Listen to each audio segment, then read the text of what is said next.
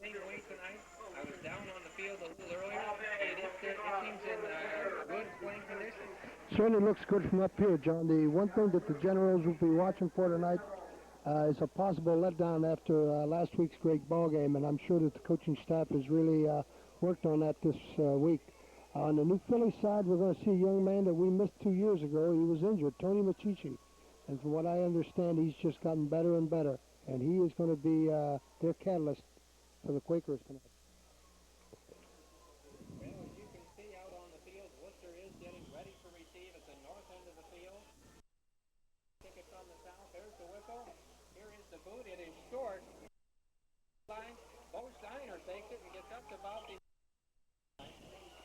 And one word about our pictures tonight, there is still mist in the air, and we're not trying to alibi, but it makes it just a little bit difficult for our equipment to get that crisp, sharp we would like to have. So please bear with us. Don't adjust your steps. Just the best picture, and of course, the play-by-play.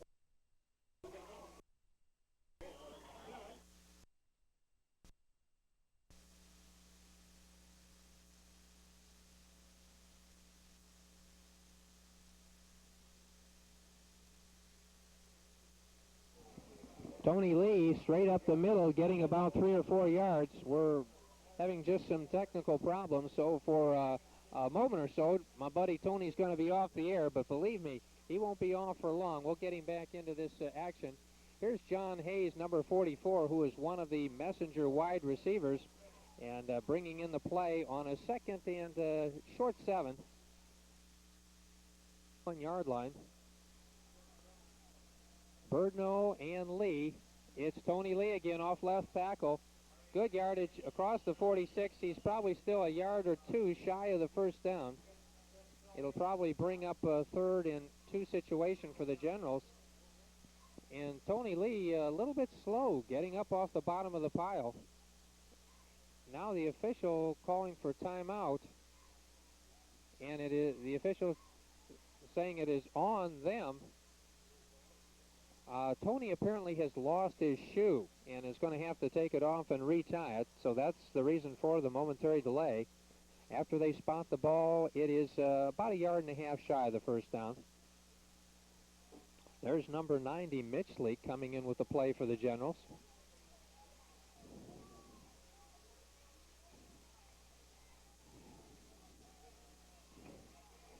Third and a short 2. Again, it's Tony Lee, that left tackle play. He's grabbed by Jersey, fights free. He's across the 50. First down, Generals. Tackle made by Paul May. On the defense, Paul May making the tackle.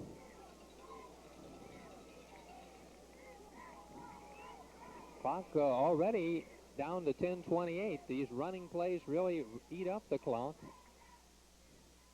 We'll set the offense for you. Again, in the backfield, we've got Matt McCoy, the junior quarterback, number 15. Brett Birdno at fullback, 43. Tony Lee, 27th, the junior tailback. The give is to Tony Lee, right up the middle. Good yardage. Inside the 45, down to about the 43-yard line. On the bottom of the pile is number 89, and that is Rich Gaselli. We certainly are going to have to apologize if we mispronounce some of these Philly names tonight, Tony. We'll do the best we can. We've got Tony Lee in the first 4 plays. He's already gained, I've got unofficially 19 yards, John. He has been the workhorse for the Generals this season. And he carries it. No, he does not carry it. It's Matt McCoy around the end. It fooled everybody. Matt down the sideline, and he's going to score. Got a touchdown. Well, Tony, when you run Tony Lee up the middle 2 or 3 times, it sets up a play like that. Certainly does. That's sure going to boost up McCoy's rushing average, John. It's probably just as well. I did not catch the number of the Philly Quaker who had Matt McCoy but couldn't hold on. And Matt shook him free and went for the score. What, 40-some yards, Tony? 43 yards, 43. I've got officially, John. And Wooster will attempt the extra point. That's number 45, Denny Shear, out of a Mitch Lee Cold. Not a good snap. but the extra point is good. So very quickly, our score is Wooster 7 and New Philly nothing with 9:25 left on the clock. Watching the great sports action, wouldn't a pizza like this one taste great? Then call 264-0571 for the Pizza Bowl and let them bring a pizza, sandwich, or any great menu item right to your door. They offer free delivery and are open 24 hours a day, 7 days a week. Remember the pizza that we just showed you? The Pizza Bowl is waiting to make yours. Call 264-0571 for Degler's Restaurant and the Pizza Bowl. They have the food you're craving for. No gimmicks, no giveaways, just honest savings every day of the year. That's what you'll find at Mott's Decorating, 4188 Cleveland Road, Worcester. Mott's Decorating is serious about quality, and you should be too. At Mott's Decorating, they want happy and satisfied customers. That's why quality is spelled with a capital Q. Mott's Decorating, one-stop decorating for all of your vinyl floor, carpet, paint, wall covering, and now new at Mott's Decorating, area rugs. Stop by Mott's Decorating.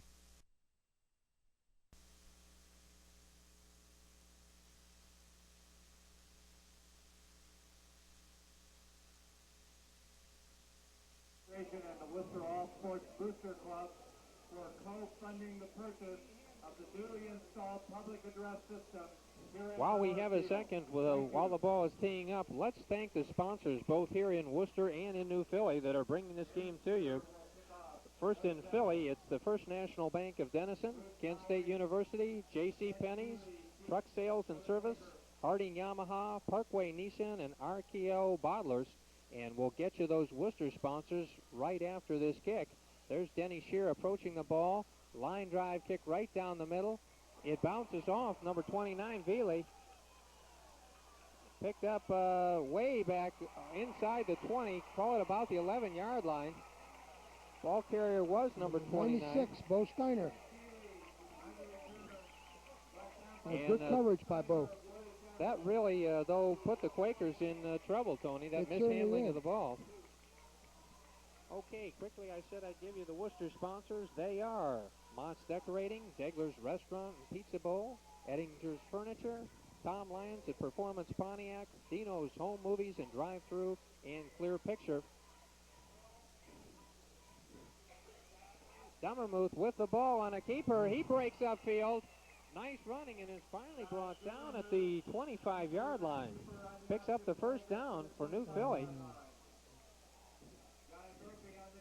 That is John Dummermuth. He's a senior. He's only 5'8", 145 pounds. He certainly can move, though, John. This might be the night for quarterbacks to run. Well, Tony, of course, Dan Evans was up at Findlay, if I'm not mistaken, and Bill Barron was one of his assistants. So Worcester has seen this type of an offense over at Triway earlier in the season. Second down with split backs. This time it's up the middle. Not much going on. Number 33, Tim Huff was ball carry on that. Looked like Mike McLean, number 78, making the tackle for the Generals. McLean and Andy Seifert, the two down tackles. Finicum and Cooper on the ends. The outside linebackers are Warner and Matt Smith. Inside it's Tony Lee and Doug Glasgow. The secondary, we've got Murphy, Hayes, and Sleek. On the offensive unit for the Quakers, we had John Dummermuth, the quarterback, number 5. Behind him is Ed Veely and number 33, Tim Huff. It is a second down and 9. Give Huff a yard on that play, and this time it's Ibex behind Dummermuth. And he gives it to Veely, sweeping to the outside left. Got a couple yards on that one. Out close to the 30. It'll bring up about 4 yards on that, John. Yeah, about a 3rd and 5 situation. And again, we've got a timeout. We've got a Worcester General down on the field.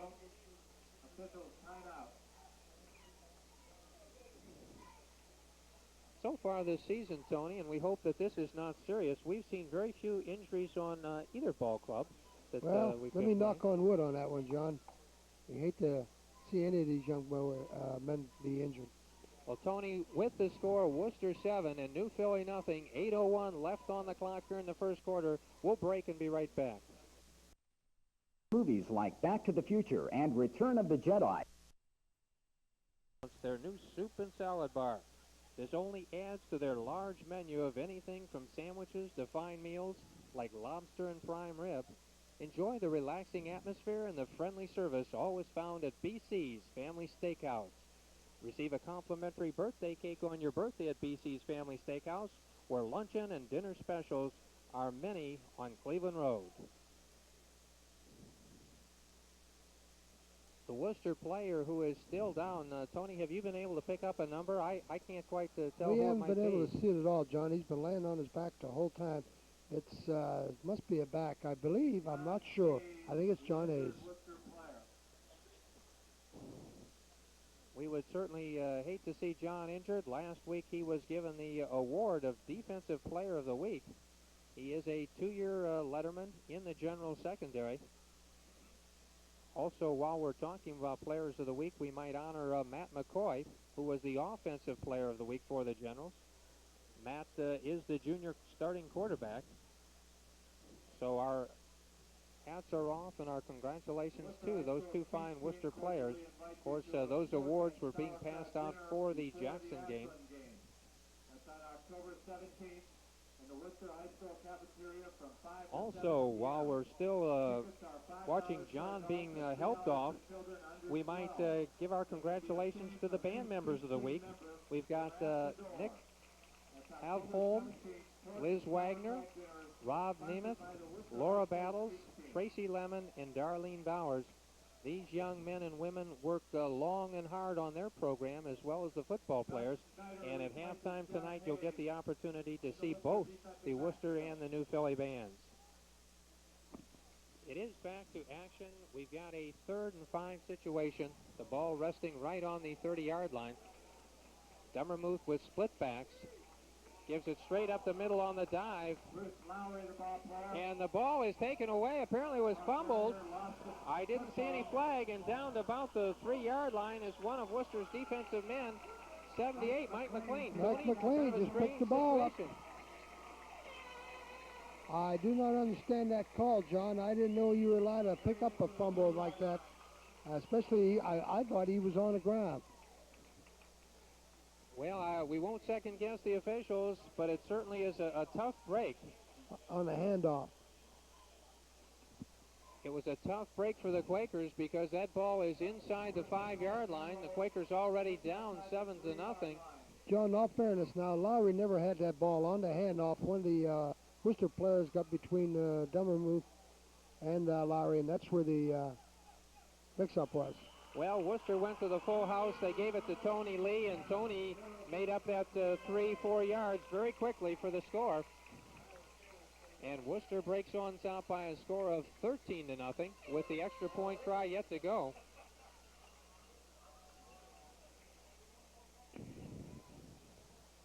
While we're waiting for Denny Shear to get set up there for the extra point, let me plug another show on Cable TV 9, and that's Panorama. A broad view of area people, places, and things is what you'll find each Thursday on Panorama with Mark Glasgow at 5:30 p.m. right here on CATV 9. Denny Shear drills it through the uprights, and Worcester takes a 14-0 lead. And so with 7:16 still remaining in the first half, or excuse me, the first quarter, our score is Worcester 14, New Philly nothing. And that was a costly mistake for the Quakers. Yes, very costly. I was waiting for the whistle and the officials to go in and grab the ball, and all of a sudden, number 78, Mike McLean, came lumbering out of that big pileup with the football. Bruce Lowry and Julie D for the Quakers. Denny Shear, 45, to kick it off for the Generals. Down there deep is number 29, that's Ed Veely. And Ed takes it on about the 14-yard line, right up the middle, spinning off tacklers. He's still on his feet as he breaks to the outside. A lot of Generals giving chase, and he's finally brought down just as he crosses the 50.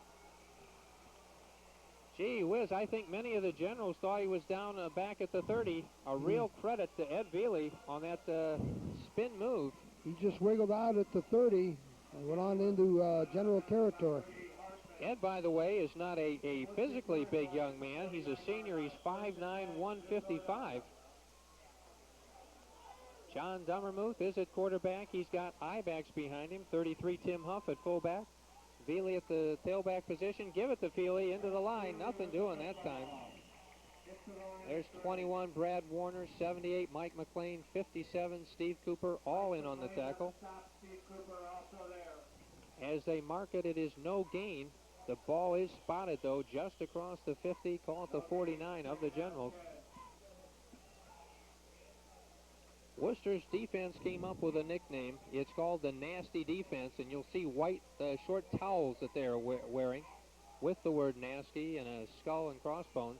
Veely in motion to the bottom of your screen, but the pass is over the middle, incomplete. Good defense there by number 41, Brad Warner. No, that was number 41, John. Number 41, Doug Snyder, who just replaced John Hayes. Just want to give these young men their credit when it's due to them. I must be having a little trouble with the Hayes out there on the field tonight. No, Hayes was the young man that came out. Well, we're going to try and find him, too, to see how serious his injury is. We'll look on the sideline.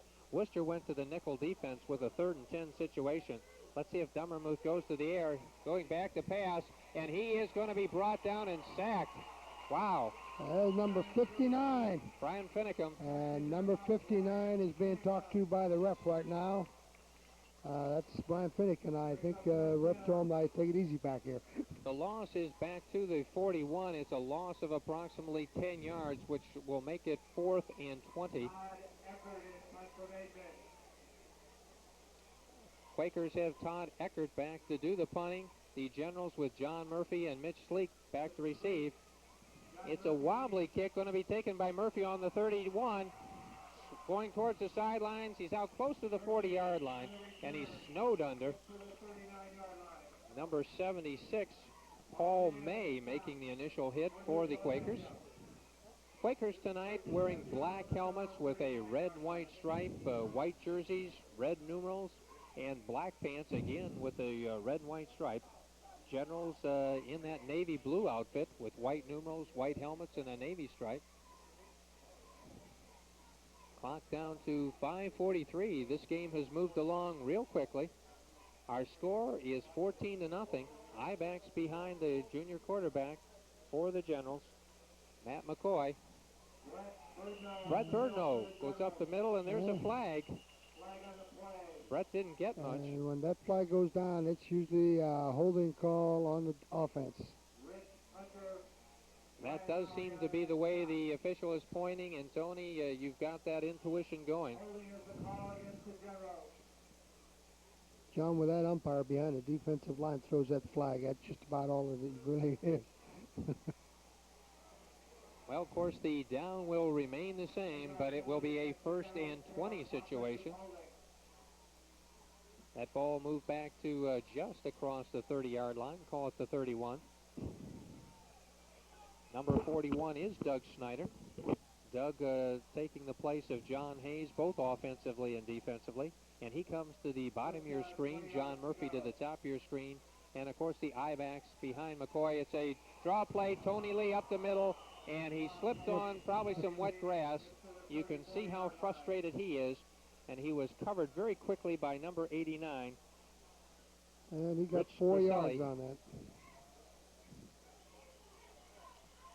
Tony got about 4 or 5 yards back on that. It's still going to be about 2nd and 16.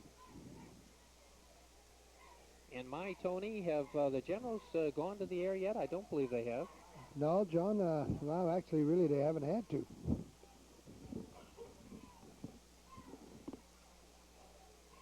Tony Mitchie, for some of you fans down in Philly, I'm not sure if he wore the number 34 in the first couple games. We had him listed in our program as 34, but he is wearing number 40 tonight.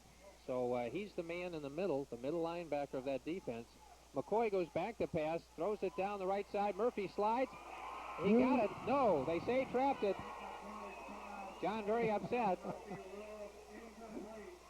Fine pass, and John did a fine job getting under it. Irregardless of whether they called it complete or not. Going back to Machishi, John, in his dark uniforms, he wears number 34. Oh, okay. In the white uniforms, it's number 40. Okay. Well, it brings up now a 3rd and 16 for the Generals. Very close. Certainly wish for all you folks out there, both Quaker and General fans, we had instant replay so we could take a closer look for ourselves. But the official, who was in good position to make that call, says incomplete, so it's 3rd down. McCoy takes a straight drop, throws it about the same place for Murphy. Well, Murphy went down, but there are no flags. John trying to plead with the officials, but it will bring up a punting situation for the Generals, and that means number 18, Matt Smith, will come in. And for the Quakers going deep is number 29, that's Ed Veely. Clock down to 4:18. Ed Veely deep for the Quakers. That ball bounces away from Matt Smith. Let's see if he can do anything. He can't. He's going to have to fall on it on the 15. It was a low snap. It went right between Matt's legs. And, of course, Matt had an unfortunate situation last week when he went down to field a low punt and his knee touched the ground. So I'm sure he was thinking about that, Tony. The same thing came into my mind at that time, John, and he might have been better off if he'd have done the same thing this time. He'd give him an extra 10 yards this way. Well, the Quakers get a break for themselves. 1st and 10 on the 15. Huff. It's the Veely on the outside, and John Murphy waiting for him out there, number 11. Fine play by Murphy. No gain. In fact, there might have been a loss of 1. That play was just a little bit slow in developing, I think, that time. Another momentary break. Veely had a shoelace come onside. Murphy played that real well. He went out with the wide receiver as soon as he saw the quarterback coming that way, while he just left him, came on up. And he covered the pitch man very well. 2nd down, this time to the bottom of your screen, number 27. Shane Sexton is split wide. Here's Veely in motion. Dummermuth going back to pass, looking over the middle. It is complete, I believe. Yes, it is complete. We had to wait a long time for any official call. It is complete on about the 4-yard line. 1st down for the Quakers. Nice play.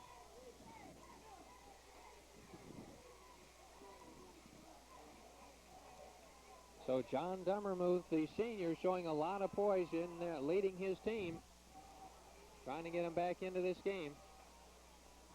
There's Veely cracking into the line. He got a yard or 2. But it will bring up a 2nd down and goal.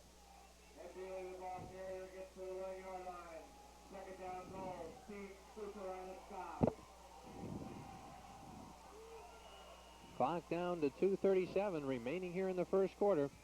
Wooster is up, but the Quakers are knocking on the door. 2nd and goal from about the 1.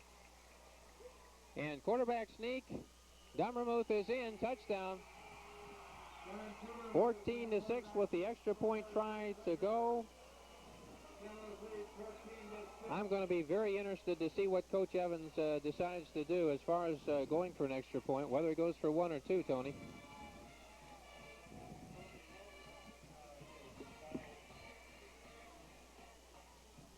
He's going for the 2. Yes, it looks like there's no doubt in his mind they're going for the 2. Huff is 33 in the backfield. Veely 29 at the tailback. I-backs. And there's a flag down. Dummermuth throws it into the end zone, incomplete. But let's wait and see what the flags are all about. Of course, if the flag is on the Quakers, the Generals will refuse it.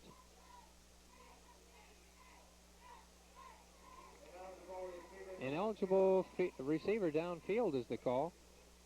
I wonder if there's not another flag. I thought I saw one thrown right as the ball was snapped.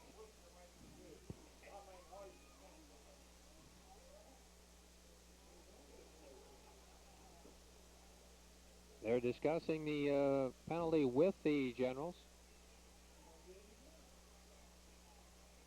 And now it looks like maybe the officials are going to talk about it as well.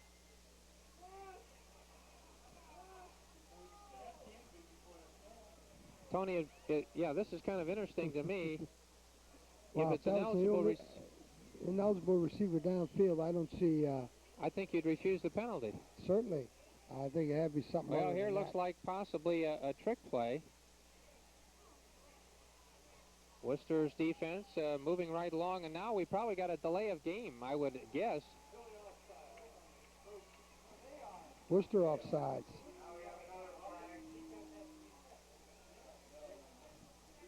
We've got a lot of people up here in the booth which are talking about the flags. We're waiting to see what the penalty is going to be. It's a legal procedure against the Generals. I'm not sure why. Apparently somebody went into the neutral zone, John, when the shift began for the Generals, and the ball was not snapped. John Demmermuth is going to hold. Ball day to kick this time. And now another whistle. That ball went through the uprights. Let's wait and see. Gosh, we'd had a relatively penaliless game until the extra point. Illegal procedure against the Quakers. Yes.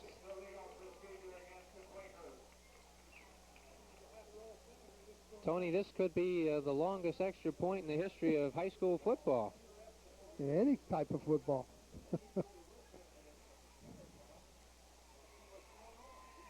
Okay, both teams look to be ready again.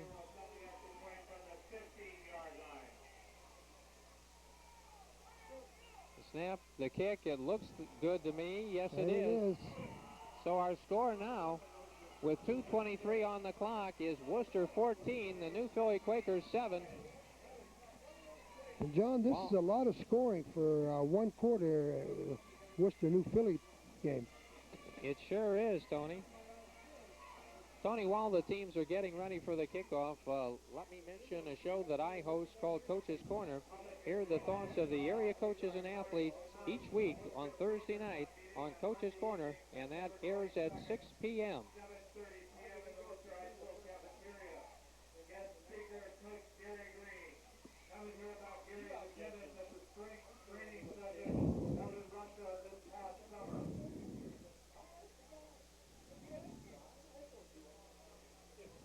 So each team so far tonight has profited by a break and have been able to parlay those breaks into scores. 14-7, 2:23 remaining. Quakers getting ready to kick off. Deep for the Generals, Mitch Sleek, John Murphy, and at the top of your screen is Dan Edwards. The kick, ooh, much better this time. John Murphy takes it on the 10 to the 20, 25.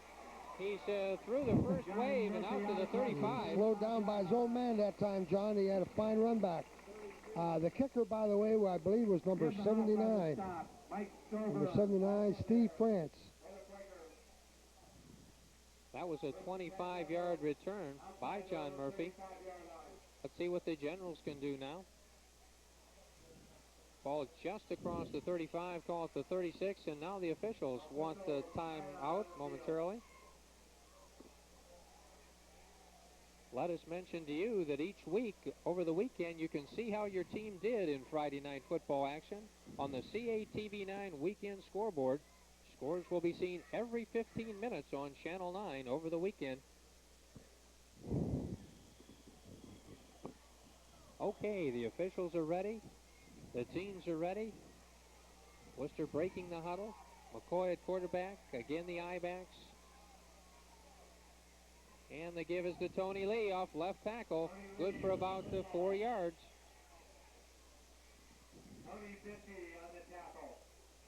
And a name we certainly will mention a lot tonight, number 40, is Tony Mitchie, one of the inside linebackers defensively. Offensively, he is a tight end.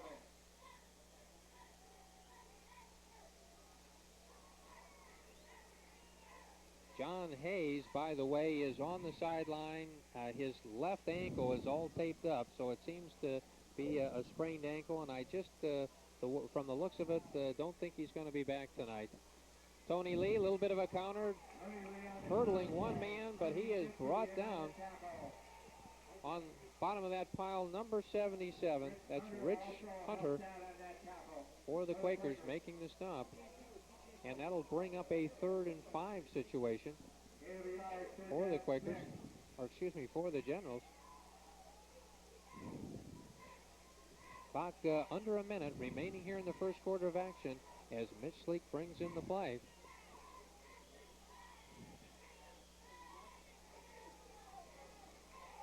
Quakers with a 4-man front defensively. Uh-oh, there's an offside on the Wooster offense. Something that we haven't seen too much of this season, the mental mistakes. That's what it is. But instead of a 3rd and 5, it will be 3rd and 10 for the Generals.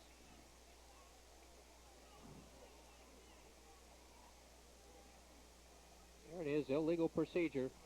3rd down 11. And Doug Snyder comes in with the play. Brian Finicum is over the center tonight for the Generals, and we'll give you the rest of the offensive unit as time permits.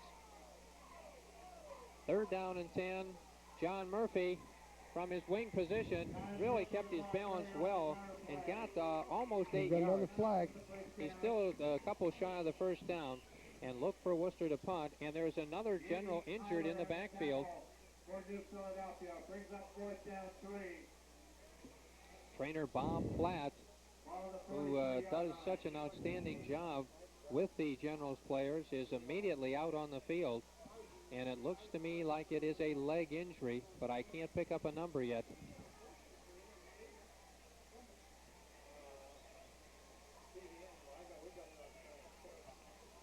New this year with the Wooster Generals is a watch that can be bought for $7.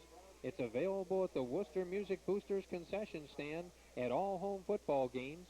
Or if you can't make it down to the game, you can get one of these fine watches by calling 264-2674 or 345-8114, or you can call Wooster High School, and the number there is 264-9948.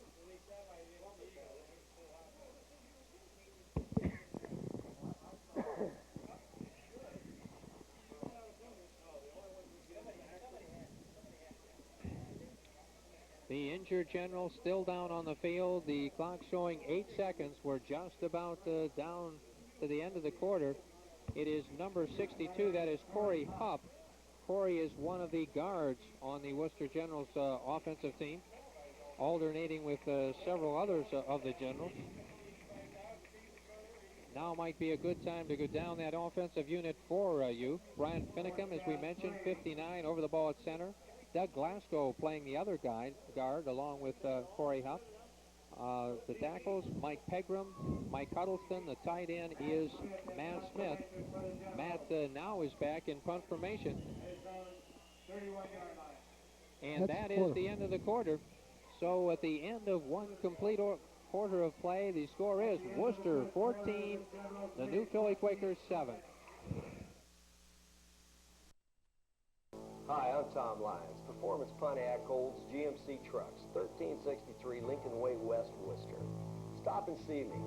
Take advantage of our low financing, dependable vehicles, and courteous service. That's Tom Lyons, Performance Pontiac Olds GMC Trucks, your complete transportation center.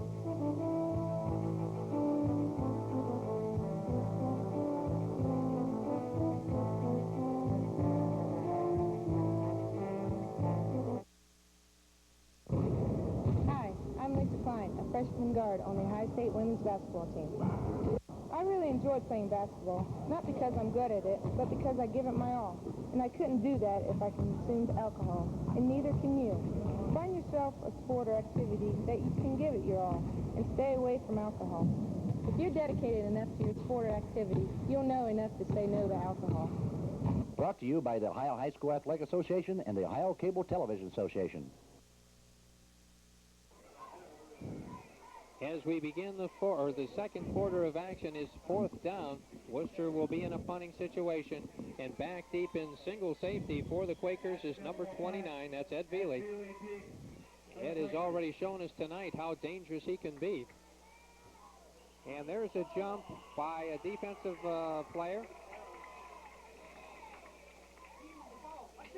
Oh, they're going to call Wooster's offense. They're saying that he was drawn off. So it'll cost the Generals 5 yards.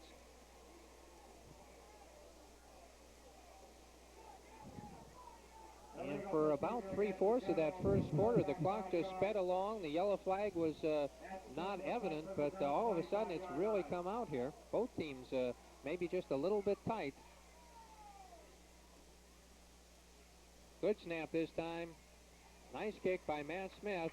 Veely lets it bounce. It takes a Wooster roll inside the 30-20. Veely picks it up, and he went the wrong way. He's brought down inside the 20, about the 16-yard line. I'm not sure if that was a wise decision, Tony. I thought so. But now there looks like there might be a flag. There is a discussion out on the field. And this penalty is going to be against the Quakers, John. It'll probably be a clip. There are the officials. Let's see, that's number 11, John Murphy, going out to discuss it with the officials. And that'll bring it back even that much further. This time against the Quakers is going to give them horrible field position to start this drive. Put the ball down around the 7-yard line, John. And of course, if we look at the strengths of the Generals so far this year, defense has been their strong suit.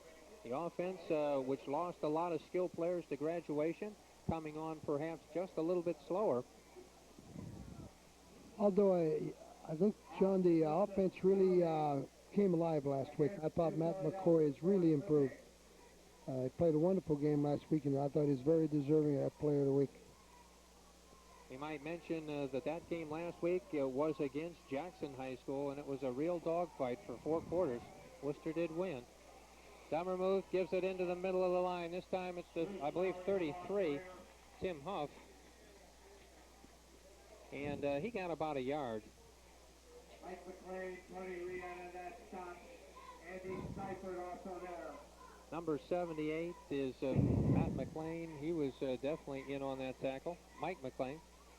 Gain of a yard, 2nd down 9.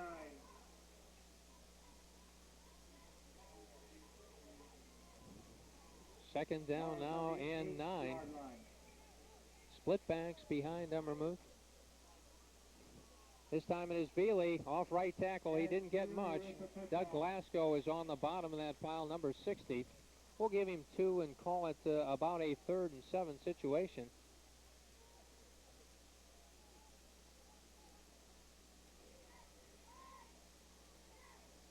Like to send along our best to Smithville tonight, who will be playing Hillsdale. Smithville has run into some tough losses already this season. They are 0-3 and looking for win number 1. So we wish the green and white the best as they go against Hillsdale. As the Quakers came up to the line, there is a whistle, and it looks like the Quakers want timeout. So with 10:31 remaining here before the half, and our score, Wooster 14 and the New Philly Quakers 7. We are going to break and be right back. Hi, I'm Tom Lyons. Performance Pontiac Olds GMC Trucks, 1363 Lincoln Way West, Worcester. Stop and see me. Take advantage of our low financing, dependable vehicles, and courteous service. That's Tom Lyons, Performance Pontiac Olds GMC Trucks, your complete transportation center.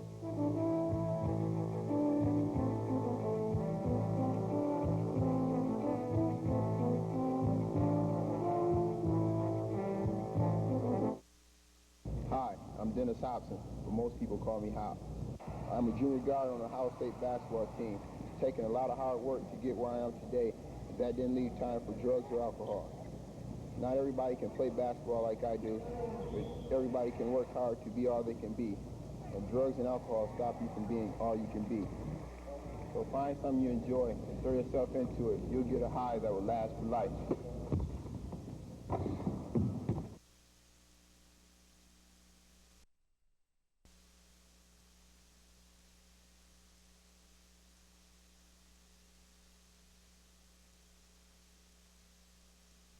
Look at page 49 of your program. If Rich Wooster The holiday season is fast approaching. Now is a great time to plan your holiday get-together, or next business meeting in the banquet room at BC's Family Steakhouse on Cleveland Road between Wooster and Madisonburg. With their large menu to choose from, BC's can cater to any appetite. Make sure you try BC's new soup and salad bar. There is a play. Demmermuth going down the line on a keeper. He's got the first down and more. Mitch Sleek tripped him up, or he might have been gone. All the way out to the 30. Mitch Sleek on the tackle for the Generals. He sure is. He took them off death's door and brought them all the way out to the 30-yard line.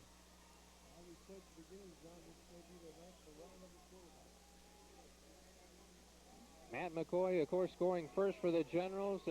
John Demmermuth deciding he will not be outdone. I-backs this time. They give it to Veely off right tackle. Not much there. Wasco with assistance from number 78. And also number 21. That would be Brad Warner. Give Veely a yard. Make it 2nd and 9.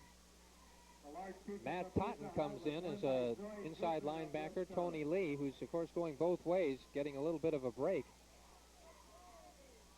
2 wide receivers to the top of your screen.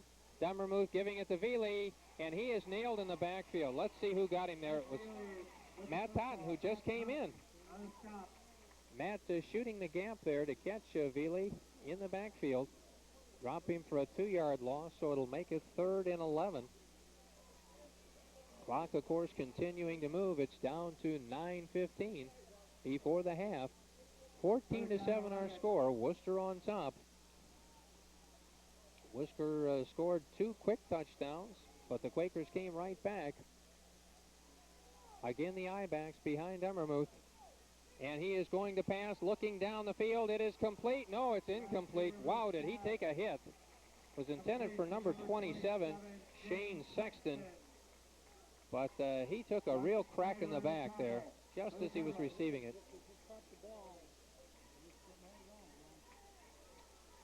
And this will bring up a punting situation.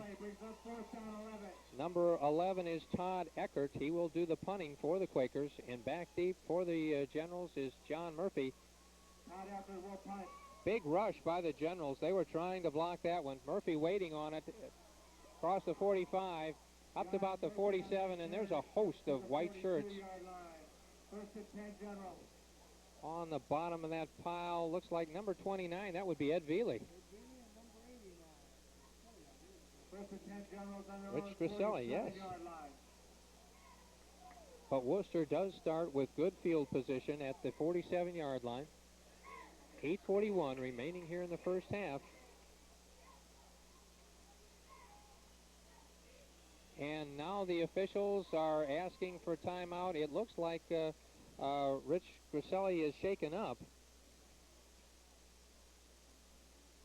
Did the Quakers actually ask for time, Tony? They asked for timeout. Okay. So this is their second timeout. So with 8:34 remaining on the clock in the second quarter, Wooster up by a score of 14-7. We'll break and be right back. Mott's Decorating. They're serious about quality, and you should be too. At Mott's Decorating, they want happy and satisfied customers, and that's why they're serious about quality.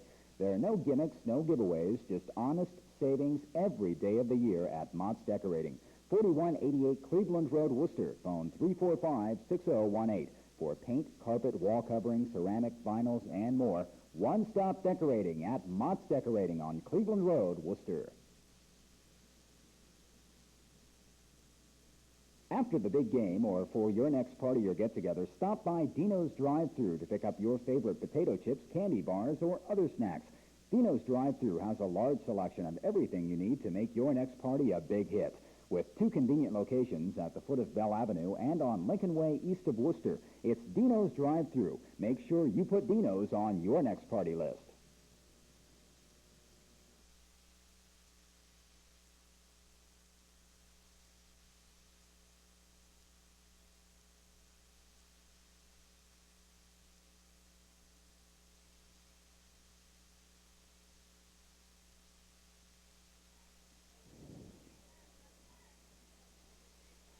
Tony, we already mentioned that Smithville went up against Hillsdale tonight. We've got our friends over at Triway that we don't want to forget. They've got a real tough ball game. They're going down to West Holmes tonight.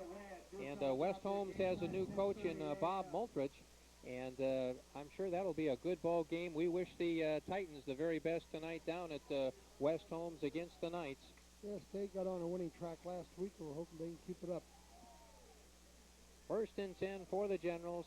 Birdno and Lee behind McCoy. Gives it to Tony Lee. Tony Lee breaking down the sidelines is finally dragged down by John Hagapian. John is a 5'9" junior. And we have another General who is injured at about the 40-yard line. And again, Bob Platt out there very quickly. Sure sorry to see so many players from either team going down. 267-7216. That ticket is worth $180. While the General is being attended to, let us mention again the fine sponsors from both New Philly and Worcester that make this game possible for you. Down New Philly Way, that's the First National Bank of Denison, Kent State University, the J.C. Penney Company, Truck Sales and Services, Hardy Yamaha, Parkway Nissan, and RKO Bottlers. It is Mike Pegram, number 76, or excuse me, Mike Huddleston, number 76. He's all right. In Worcester, our sponsors are Moss Decorating, Degler's Restaurant and Pizza Bowl, Ettinger's Furniture, Tom Lyons out at Performance Pontiac, Dino's Home Movies and Drive-Thru, and Clear Picture Incorporated. Jim Vitero, number 42, into the lineup for the Generals. John Murphy coming out. That obviously was a first down for the Generals down to the 31-yard line of the Quakers. This time it's Birdno up the middle. Brett Birdno breaking free, and he's inside the 15-yard line.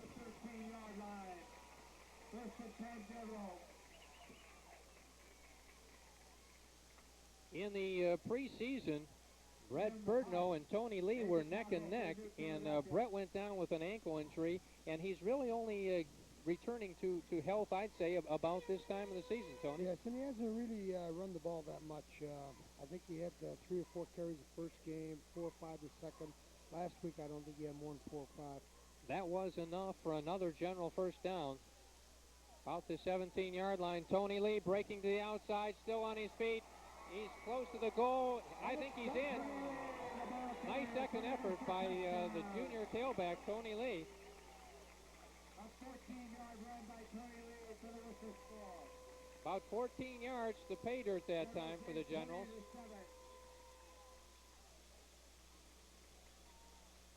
Our score is 20-7, 7:38 remaining before the half. And Doug Shear is again setting up, so the Generals will try for the single extra point. Mitch Sleek, number 90, to hold. Eddie Shear will attempt the extra point. We'll wait for the officials. It is good. So our score goes to 21-7. Tony, a young man that I think should get some credit. I had him on the show on Coach's Corner Thursday night, is Matt Totten, number 25, who centers on both the punts and the field goal or extra point attempts. That's a tough situation to come into. Well, you have to bear in mind he's not only got to get a snap back there, a good snap, he's also got a block he's got to make after it. He actually, I guess you could say, does double duty in there. Sure does, and so our tip of the hat to Matt, who also is Tony Lee's replacement at one of those inside defensive linebackers. Back deep again for the Quakers. Veely, number 29, also number 14, Bruce Lowry. kick is high and long. Veely called off Lowry. Veely taking it up the middle, kind of feeling his way. He's still on his feet, and finally going down at about the 26, 27-yard line. He is tough to bring down. He is. He doesn't look that big or anything, but boy, it seems like they're playing heck trying to keep their hands on him. Well, he showed me he's a football player on that punt. He was down to make the tackle. He likes to play football and stick his head right in there, doesn't he? Okay, the Quakers still have plenty of time with 7:27 before the half. 27, that is Shane Sexton, flanked to the bottom of your screen. 89, Rich Grisella to the top. We're glad that Rich was not injured seriously. Ibacks behind Dummermuth. The give is to Veely up the middle, and he was nailed very quickly. Yard. John. Looked like maybe Matt Totten or 53, Andy Seifert, in on the tackles for the Generals. Well, Tony, you're right. As they spawn it, they give him a yard, which does bring up a 2nd and 9 situation. Again, Sexton to the bottom of your screen. Caselli to the top. This time split backs behind Demmermuth.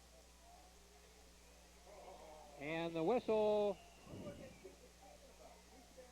Bruce Lowry was going to carry that ball to the outside.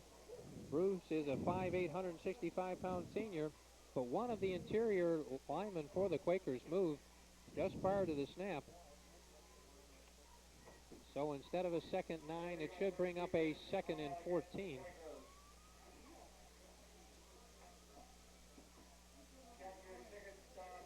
Clock's momentarily stopped on this penalty at 6:47.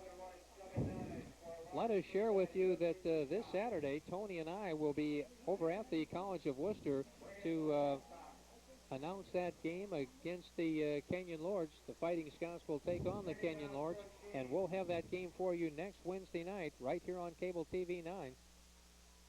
2nd and 14.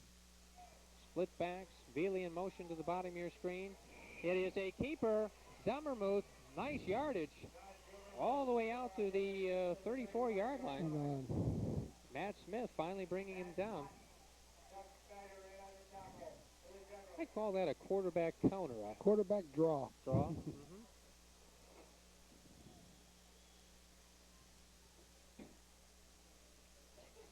Got about 11 yards. It still brings up a 3rd and 3 situation for the Quakers.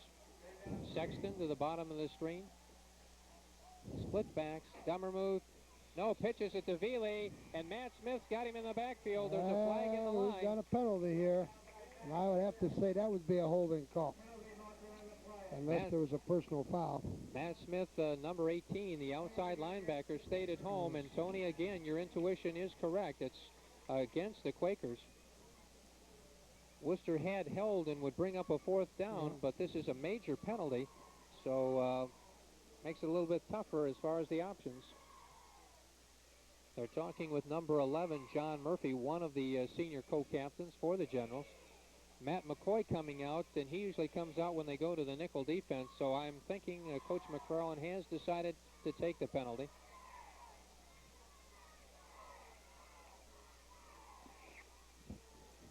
Both teams here in the middle of the first half have been a little bit penalty plagued. We have the cameraman here from New Philly and says, boy, they must not think much of the Philly offense here. When you took the penalty, it would have brought up a 4th down around 7 anyway, and that would be on the 30.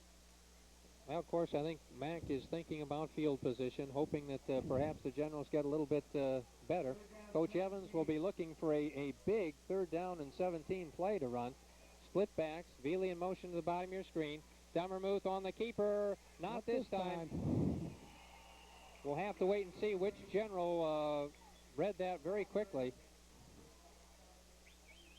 Looked like maybe 57, Steve Cooper. Steve is a senior defensive end, his 2nd year as a starter. So, Tony, I'd have to say the option of taking the penalty paid off. It certainly did. Good kick. It'll be taken on about the 45. That's Mitch Sleek. Mitch back to midfield, across midfield, and whoa, he was really nailed. There's Mitchie for 40.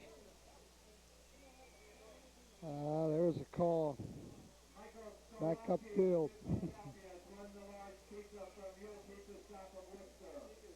There was a late flag, apparently a late hit, and I think it's going to cost the Generals. Mitch Lee could return that ball just across midfield to give Wooster outstanding field position. Tony Mitchie. Vince was his brother, also a fine football player. Tony made the tackle.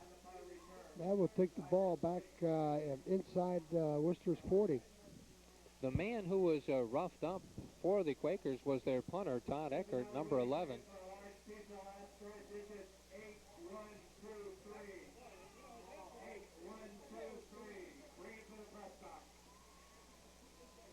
So Wooster is going to start this drive all the way back at the 38-yard line. They call it a clip.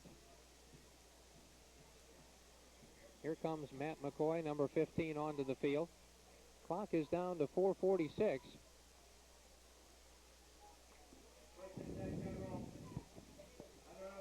Birdno and Lee behind McCoy. Murphy to the bottom of your screen, Sleek to the top. They give to Tony Lee off left tackle. He gets 4 or 5 before he's dragged down, and whoa, there are a couple more flags.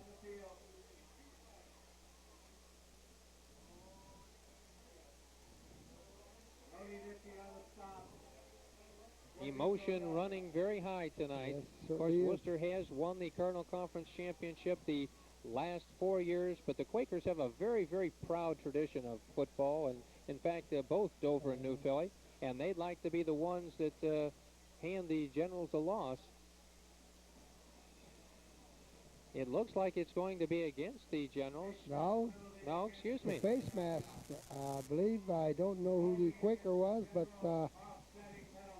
oh, both ways. Offsetting penalties, huh?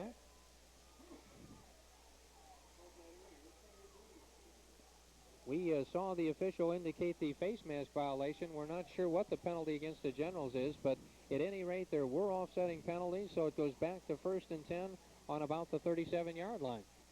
Nullifies a nice 5-yard run by Tony Lee, the junior tailback.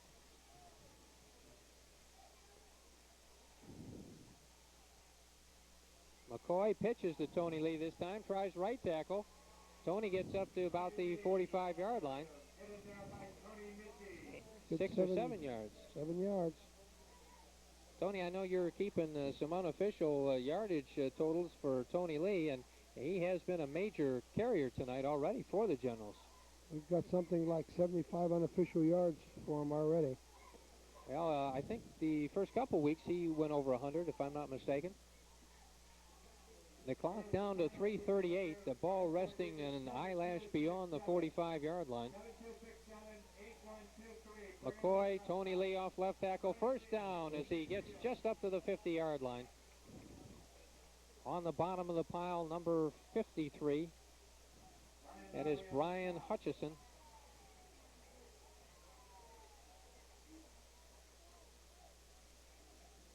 As soon as they get the chains set, the clock will continue to run, and it becomes somewhat of an ally for the Quakers. But with 3:26, Wooster not panicking yet. They like to keep the ball on the ground, use the pass somewhat sparingly. McCoy going to throw it after I said that. Matt Smith wide open, takes it over his shoulder. It's a foot race for the corner. Touchdown. That is a touchdown. 50 yards. Touchdown for the Generals. Coach McFarland, I'm sure, must have heard me talk about how they stay on the ground. About a 49-yard touchdown play, Tony. 50 yards, right 50. On the button, John. Matt Smith was all wide open that time, and he just took it all the way. Well, I'd have to say it was fine faking. I thought Tony Lee had it up the middle momentarily.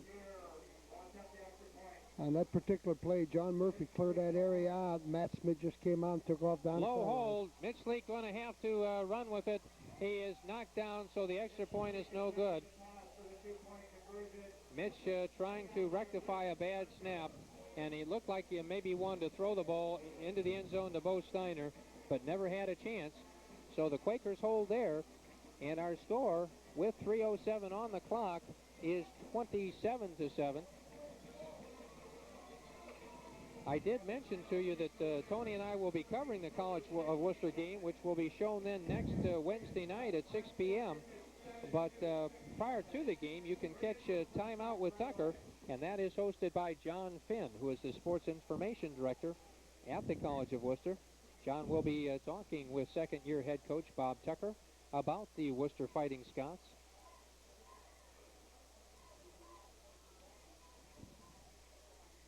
John also covers all of the Worcester athletics up at the College of Worcester on his Scots Sports Capsule, which is Thursdays at 6:55 on CATV 9.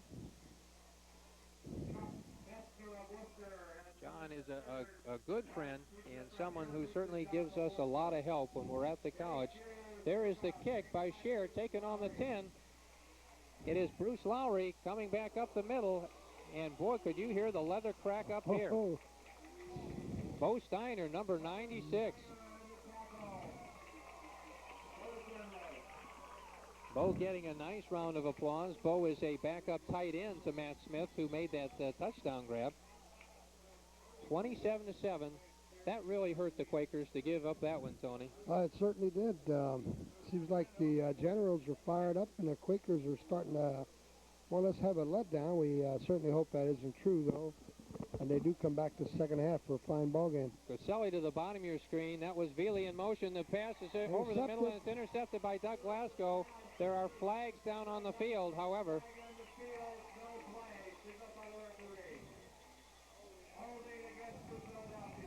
Holding is the call. The field announcer said no play, but the holding would have occurred after the beginning of the play. So we'll wait and see.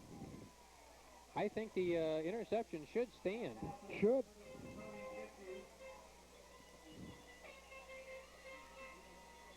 Dommermuth with just a little look-in pass there, but Doug Glasgow, one of the inside linebackers, read it perfectly.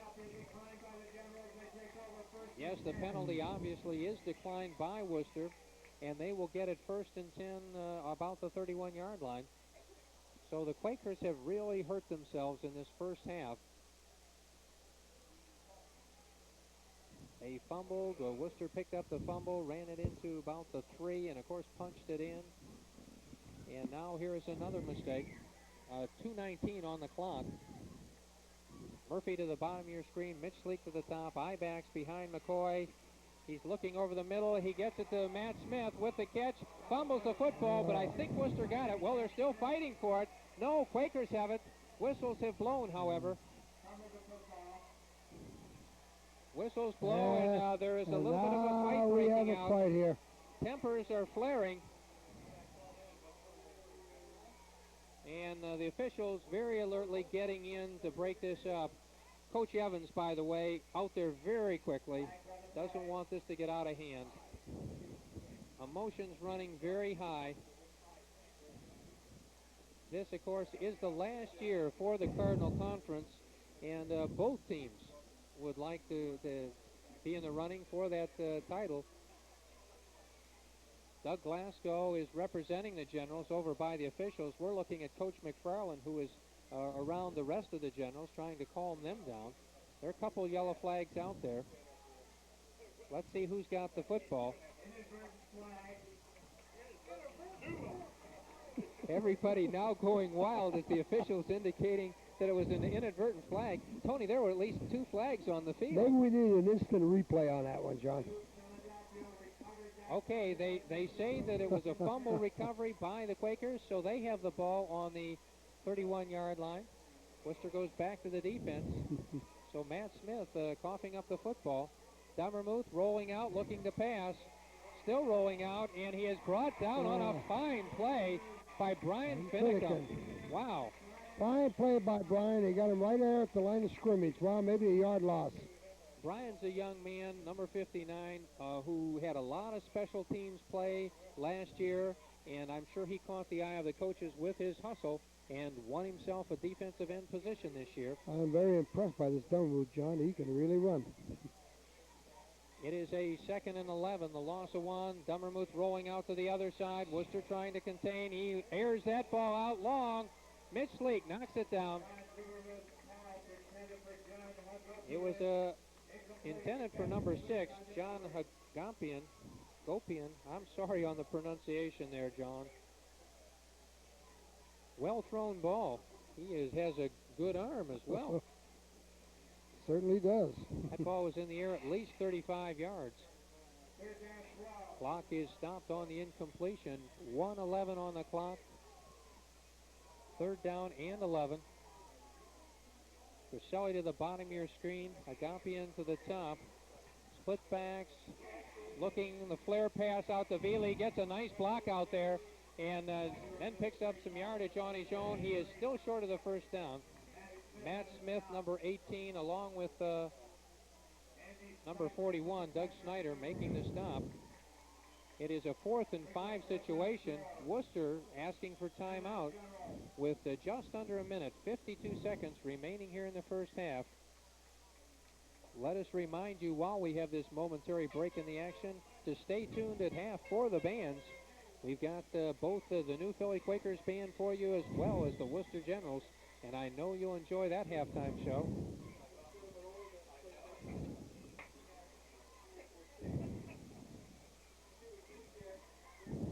Again, let me mention that you can see how your team did in their Friday night football action right here on CBT9 Weekend Scoreboard. Scores will be seen every 15 minutes on Channel 9 over the weekend. Tryway traveling down to West Holmes tonight. We wish the Titans well, and Smithville over at Hillsdale. And we wish these Smithies well as they look for win number 1 on this season. They've lost a couple heartbreakers. Murphy and Sleek go back for the Generals. It is number 11, Todd Eckert, to do the punting. Todd, nice kick. Nice high kick. Mitch Sleek calling for a fair catch right on the 30-yard line. 47 seconds remaining here in the first half. Again, our score, Wooster 27, the New Philly Quakers 7.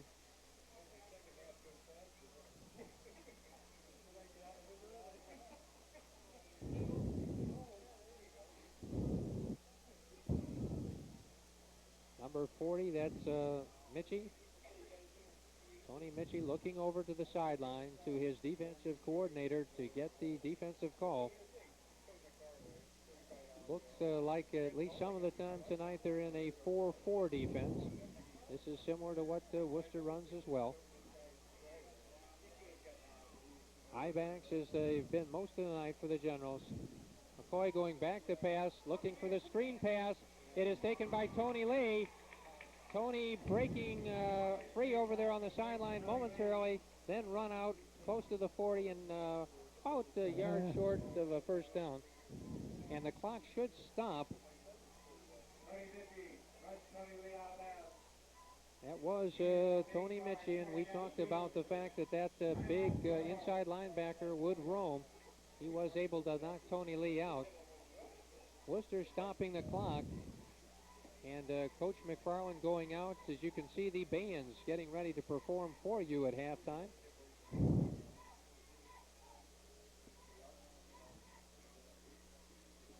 Tony and I certainly enjoy bringing you all the play-by-play of this game tonight, right here on Cable TV 9. John Hevlin, Tony Catanzarite, and again we say hello to all our fans down in New Philadelphia. Certainly happy to be able to bring you a feed tonight.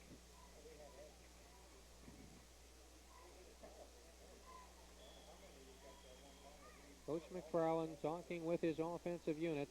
He certainly has to be pleased that they've been able to put 27 points on the board here in the first half. And, of course, some of it has been bad breaks that the Quakers have really actually turned the ball over to the Generals. Wooster breaks the huddle. Murphy to the bottom of your screen. That's Doug Snyder to the top, number 41. McCoy dropping straight back to pass, looking over the middle. It is caught. John Murphy makes the catch after it was tipped. Murphy down the sidelines and is out of bounds at the 25-yard line. And he is upset. He is trying to walk off a cramp, perhaps. I think he's going to be all right. No, now he's down again. That catch when play was a beauty on a tip pass, but if John Murphy is injured, it will be a crushing blow to the Generals. He's a fine two-way player. A lot of the Generals huddled around him on the sideline, so we're unable to see how badly he might have been hurt. Of course, trainer Bob Platt is with him. The clock shows 14 seconds, and Coach McFarland talking with Mitch Sleek. Coach, the team is very much in danger of getting a delay of game penalty here. In fact, it almost looks now like they're waiting on taking a delay of game rather than spending a timeout. There is the flag for delay of game.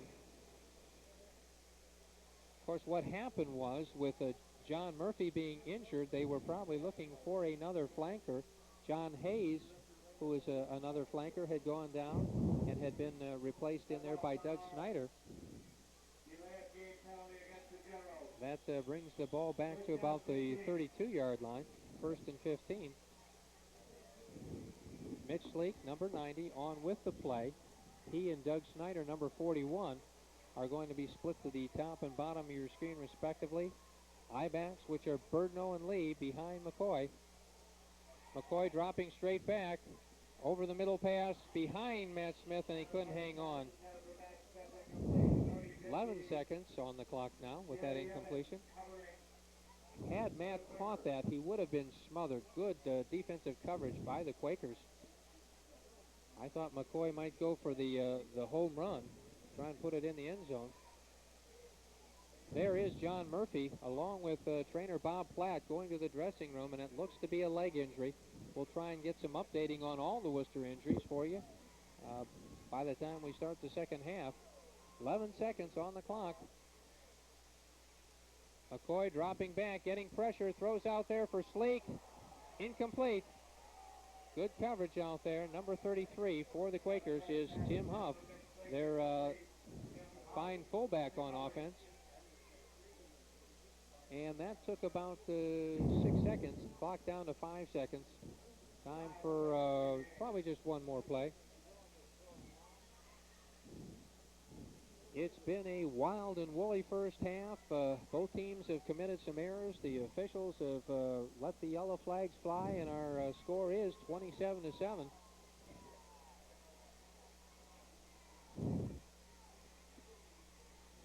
McCoy straight back. He slips down, and they are going to call him down. His knee hit. The clock is stopped with 1 second. And now the clock runs out. So at the end of first half action, our score is Wooster 27 and New Philly Quakers 7. Look at this choice strip steak dinner, or this great tasting chicken dinner. These and many more delicious dinners are available from Degler's Restaurant on Lincoln Way, east of Wooster. In this commercial, we decided to show you how good the food actually looks, not use still photos of dinners like some places. At Degler's Restaurant, these are just a few of the great dinners and sandwiches waiting for you. Stop by Degler's Restaurant in the Wayne Lanes Plaza. Attention, Wayne County. If you're searching for top-quality furniture priced right, search no further than Ettinger's Furniture in the Heck Shopping Plaza. From recliners to living room sets, furniture for the bedroom or the dining room, Ettinger's Furniture has a large selection to choose from. And with financing available, owning new furniture from Ettinger's is oh so easy. This is top-quality, well-built furniture that will look great in any home. Stop by Ettinger's Furniture in the Heck Shopping Plaza on Lincoln Way East, Wooster.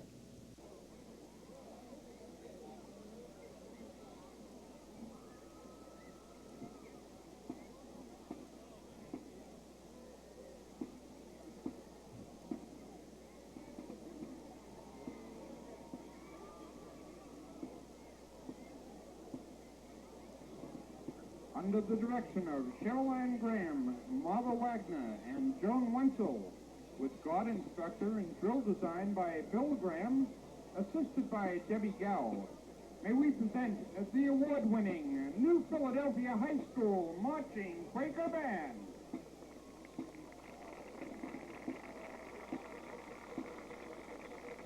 Field commander is Laurie Hamrick. assisted by Heather Miller and Lisa Swaldo. Tonight for your entertainment, the Marching Quakers will perform Armenian dances and I've Got Rhythm.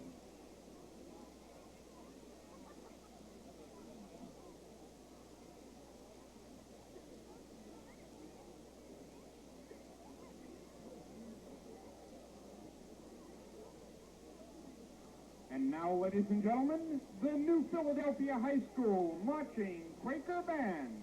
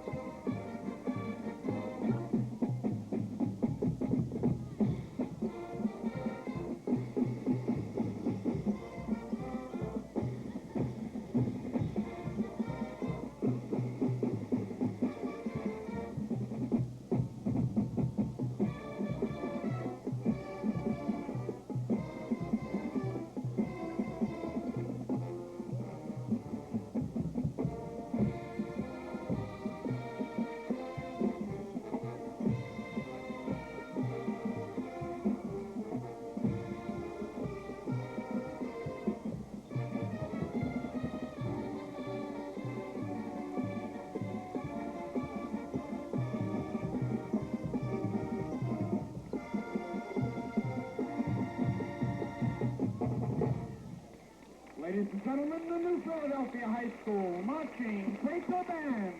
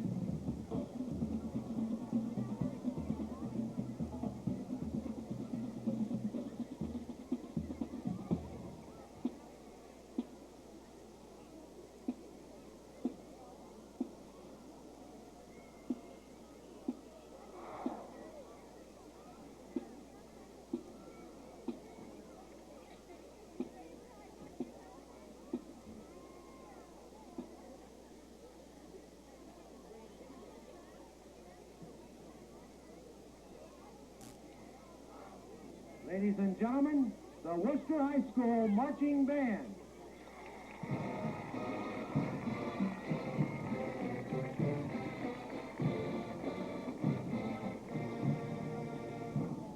As Dorothy Fields so appropriately expressed in the 1966 musical Sweet Charity, look where I am tonight. What a setup, holy cow, they'd never believe it. If my friends could see me now.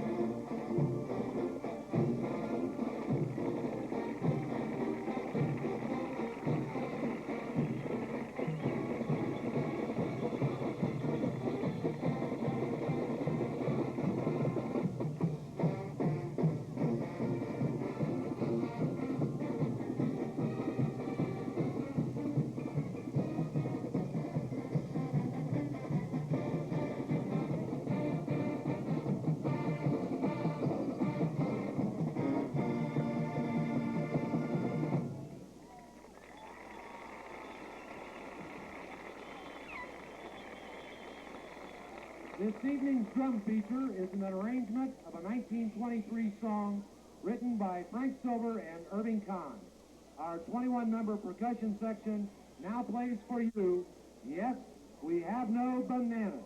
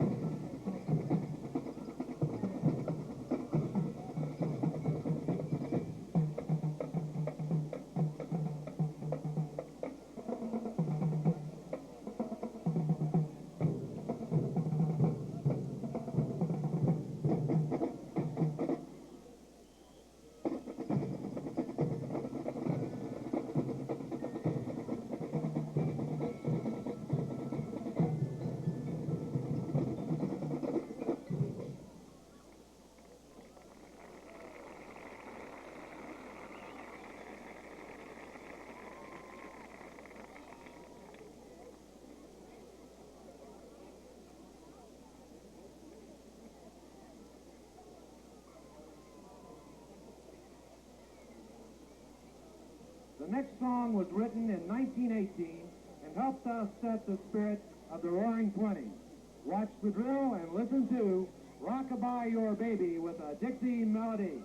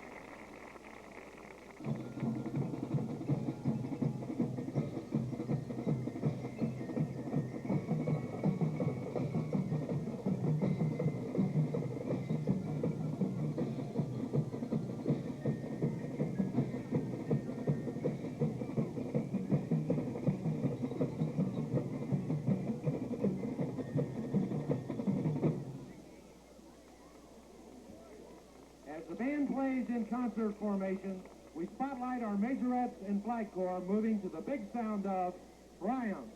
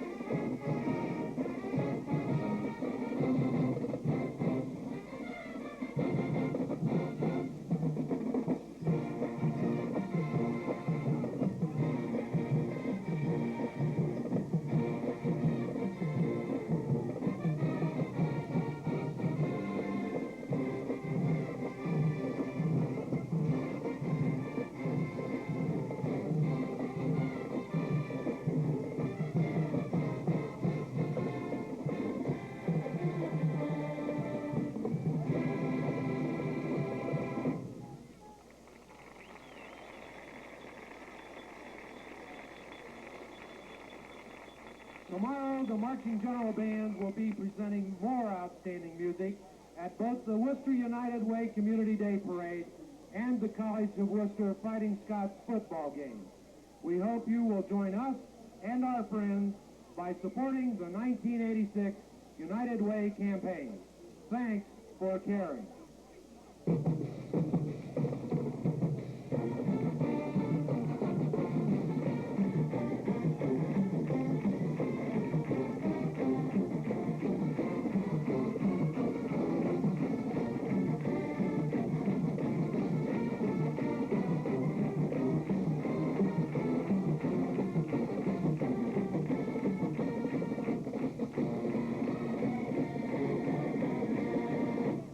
The 1986 Wooster High School Marching Band.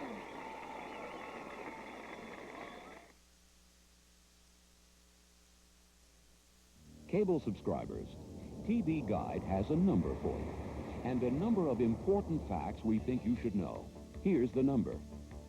Now, if you think you already have our number, take a closer look. TV Guide offers you more than ever before on cable, network, and pay TV. Comprehensive listings, primetime grids, the sports calendar, previews and features on upcoming shows, plus movie reviews you can really rely on. So whether you're a movie buff, news nut, football aficionado, boxing enthusiast, or just someone with a rock and roll heart, TV Guide has your viewing options covered. Call toll-free 1-800-345-8500 extension 950. You can order TV Guide for just $2 added to your monthly cable bill. That's 1-800-345-8500 extension 950 for TV Guide. You've got our number. Now, get the #1 television guide in America's cable homes. Up here at 10:30 a.m.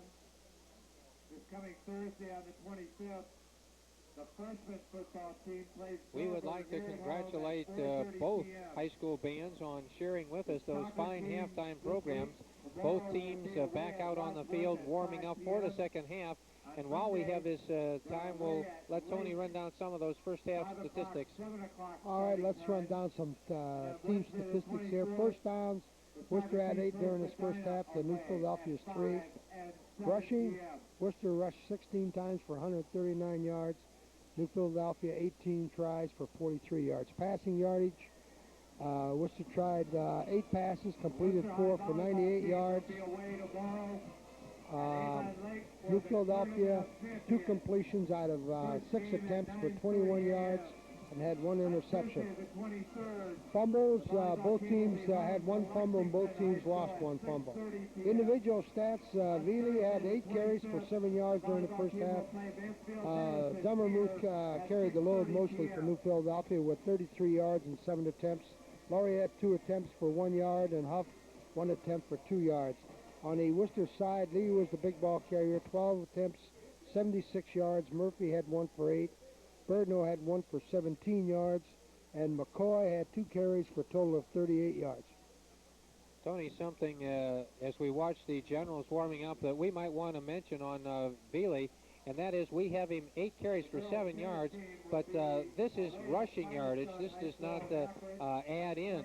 That's right. We don't have any kickoff return yardage or punt return yardage. And, that's what I wanted to mention. Veely has been all over that field tonight. He's been down on every punt. Let's see, Dummermuth, and I'm no mathematician, but 7 carries 33 yards is better than 4 yards per carry. So almost he's 5 yards. Got a good average tonight. Yes. Of course, I don't know. When you have an I backfield, you'd really rather have your tailback with that yardage rather than your quarterback. Well, you would, but during the first half, taking nothing away from the New Philadelphia line, I think they're outmanned, really. Worcester's line is big, and their size is starting to take its toll here. The Worcester defensive line has really controlled the trenches there, John, against the New Philadelphia offense. Tony, we'd like to thank Art Holden from the Daily Record, who always is gracious enough to share his stats and compare them with yours at halftime. Thank you, Art. And also, we would like to mention the officials for tonight's game. Officials tonight, the referee, Tony Aiello. Umpire, Rick Frischkorn. Lineman is Mark Zimmerman. The line judge is Rich. I believe this is Harda-Kanan. And the back judge is Dale Troutman. They have had their hands full tonight. Both teams, of course, are higher than kites, as this is opening the Cardinal Conference season. This is the last year of the Cardinal Conference. The different teams will go their different ways, but if I'm not mistaken, the Quakers will be joining the Generals in 1988 in one of the 2 divisions of the Federal League. That's my understanding. Another stat that we didn't have tonight, John, is the penalty stats. But everything was so darn fouled up here this first half. Some of these penalties we just couldn't understand. And we talked to Art Holden of the Daily Record. He said some of those he didn't understand either. So he just didn't bother giving them to us. Okay, well, Dover, gosh, where am I? New Philly. I was going to mention we did get a Dover score. They are down 7-0 at half tonight. But right now, we've got New Philly deploying at the south end of the field, the left of your picture. And Wooster getting ready to kick off from the north end. Denny Shear, number 45, will be teeing it up. Back deep to receive for the Quakers will be number 14. That's Todd Eckert. Or excuse me, that's Bruce Lowry. Todd Eckert wearing number 11. And also Mr. Veely, Ed Veely, who, although he only has 7 yards on 8 rushes, has done real well in the kickoff return category. So he is a dangerous man. Let's see if they try and kick it away from him. There is the whistle. Shear, a line drive kick right down the middle, is going to be picked up by Veely on about the 15. And he has got it good yardage up the middle and is finally brought down on the 40-yard line. There he is. That is 25-yard return, John.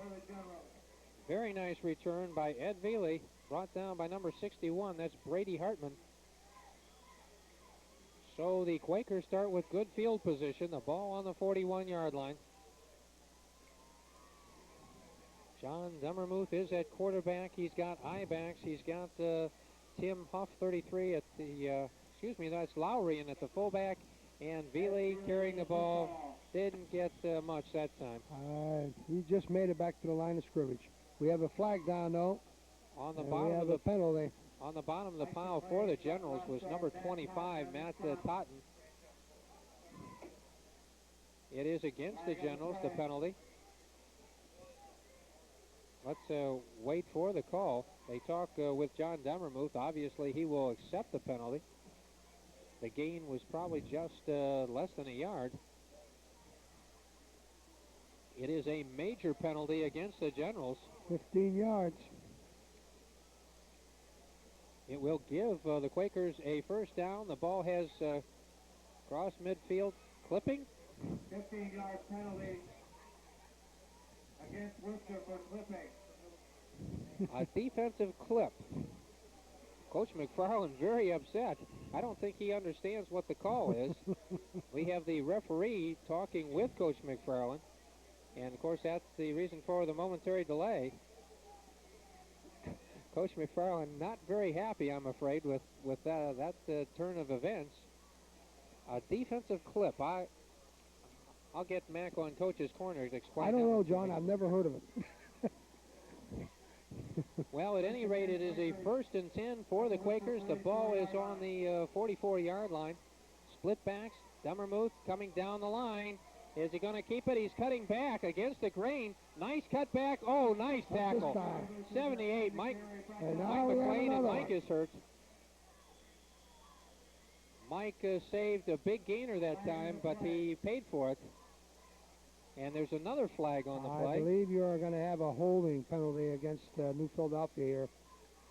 Here comes trainer Bob Platt. That's what it is. Bob has been a busy man tonight. Mike looks like maybe he's holding his knee.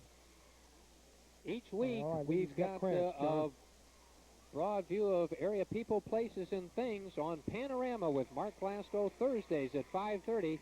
And as you can see, it was a cramp. Mike McLean able to come off under his own power. He is a tough cookie. He is a 3-year starter in that defensive wall of the Generals.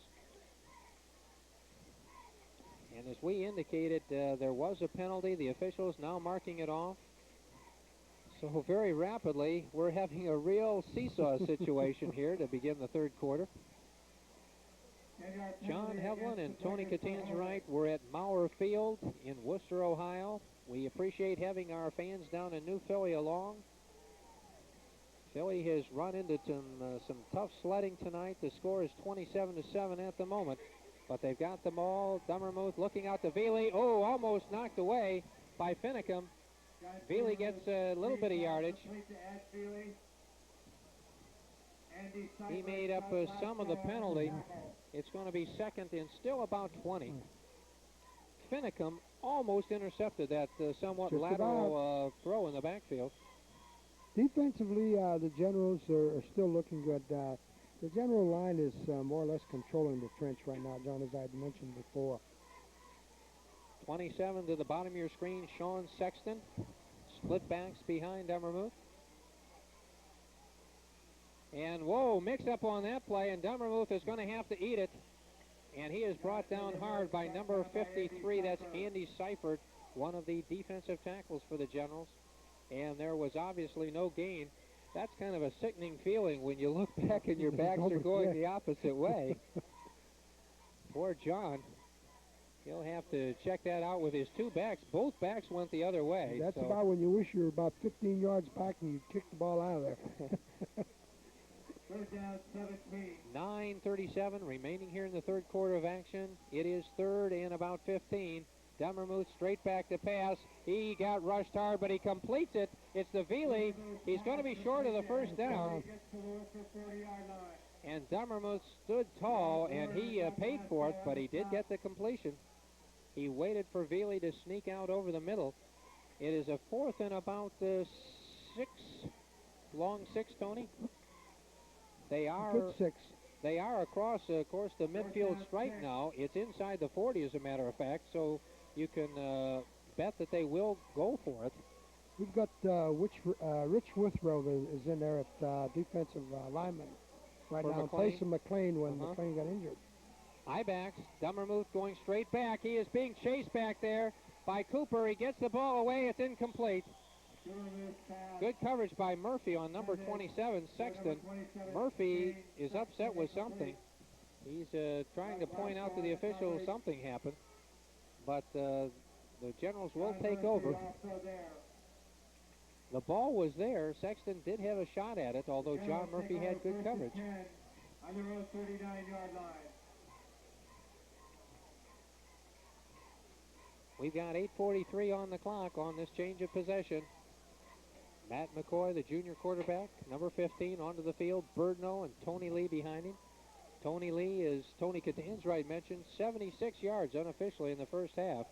And now he's got more on that one. Got 4 or 5.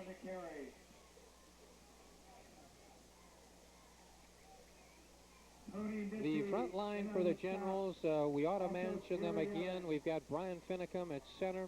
The two guards, usually it's McLean and Glasgow. Steve Cooper and Corey Hupp also play the guards. Mike Huddleston and Mike Pegram, two tackles that are close to 250 pounds. And the tight end then Matt Smith. Wide receivers, John Murphy, Doug Snyder coming in relief of John Hayes. It is 2nd and 6. Tony Lee, no, it's Matt McCoy. This is the play, went for a touchdown. This time good yardage across midfield down to the 45. 11 yards. The Generals taking advantage of the fact that many players are keying on Tony Lee. Again, we would like to mention tonight that our picture is probably not as crisp and clear as we would like it to be. There is a mist settling over the field tonight. John, I'd rather have this mist than that fog we had a couple of years ago Over over at Smithville. Yes, that is for sure. 45-yard line, 1st and 10, and there was some movement. Let's see if the defense was drawn off. We've seen it called both ways tonight. They are pointing at the Quakers.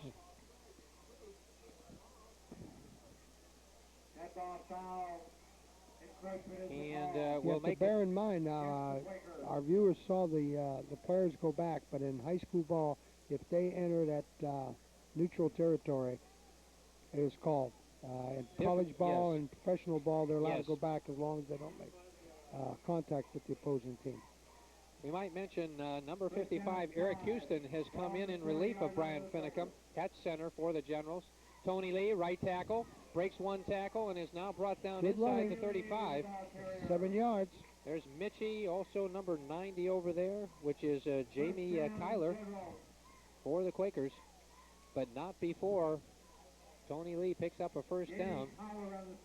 And he is gaining on his quest for a third 100-yard game of the season.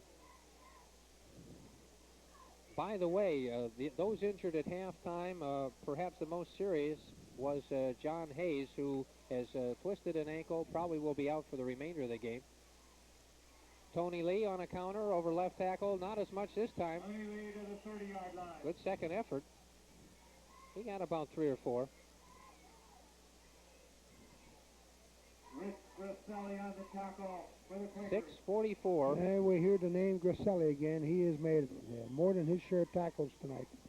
He is wearing number 89. 89, yes. Quakers. And of course, he is also an offensive wide receiver. Many young men on both teams going both ways this year.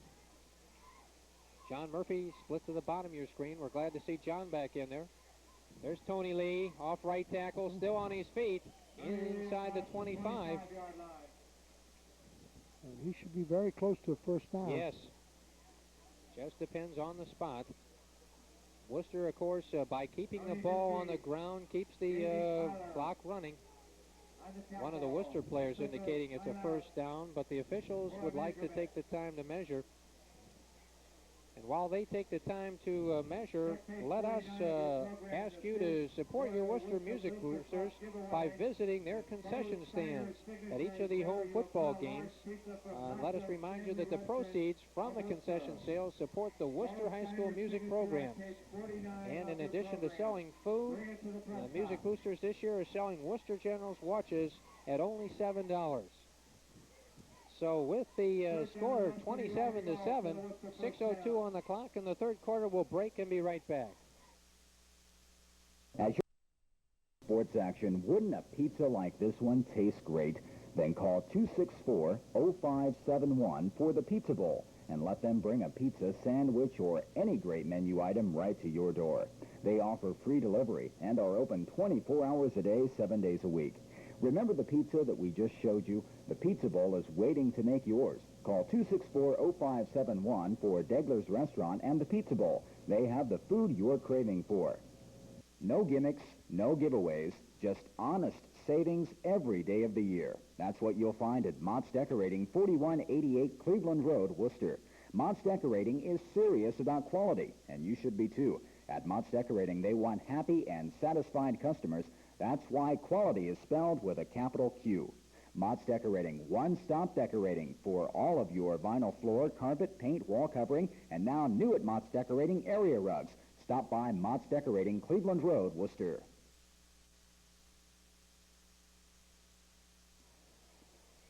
Third down and an inch for the Generals. They give it to Tony Lee on the sweep. He's got the first down and more. It's a race to the corner. Tony Lee wins it. Touchdown for the Generals. We've got a flag. But there is a flag.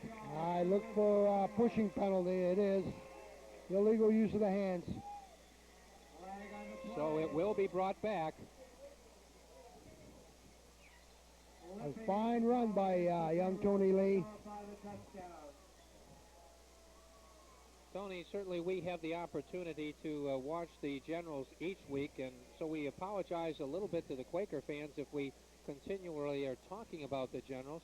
I wanted to make the point that Tony Lee is getting his first chance this year as a junior to start varsity ball, and I'm very impressed that he seems to be improving each week. He's using his blockers better. He's making cuts, and I think that was an example. He didn't turn on his full force of speed. He followed the blockers until he broke clear. Then he turned on the Yes, he's been doing this more and more. John, you remember the first game this year?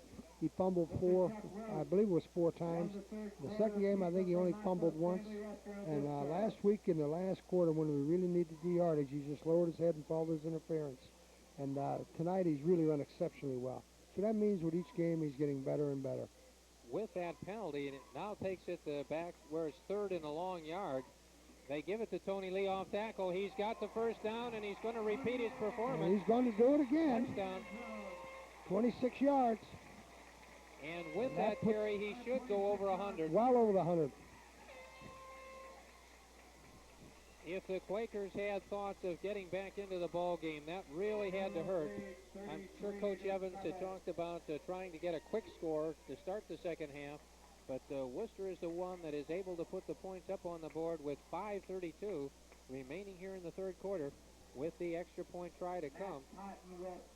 Well, John, we mentioned before about the Worcester's defensive line controlling the trench, and now the offensive line is doing more or less the same thing, and you have to have a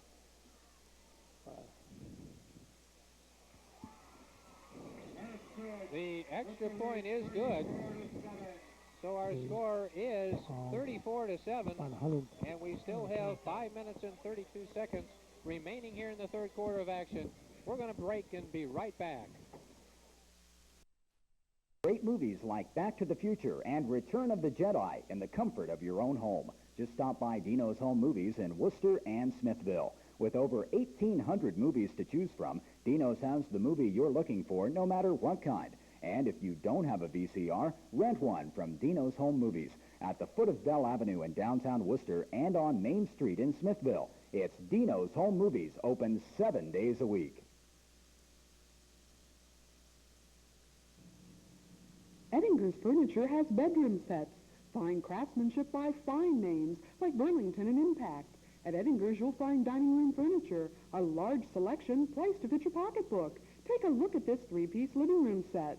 Edinger's Furniture specializes in top-quality, well-built furniture that looks good in any home. They also carry mobile home supplies like replacement doors and plastic pipe. Edinger's Furniture in the Heck Shopping Center on Lincoln Way East in Worcester. Stop by today.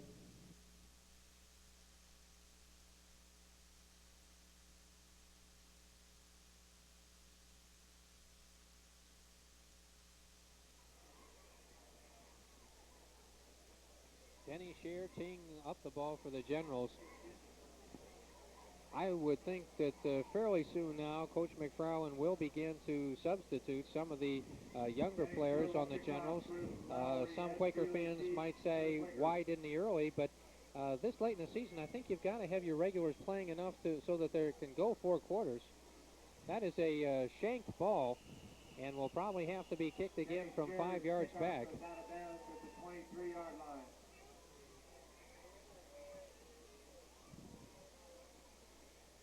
I seem to think that they're trying to keep the ball away from Valley. They're kicking the ball so that he's not going to touch it. He has had some fine run backs tonight. He's a very explosive runner. He is not a large young man, 5'9", 155, but he runs with the heart of a 6-footer.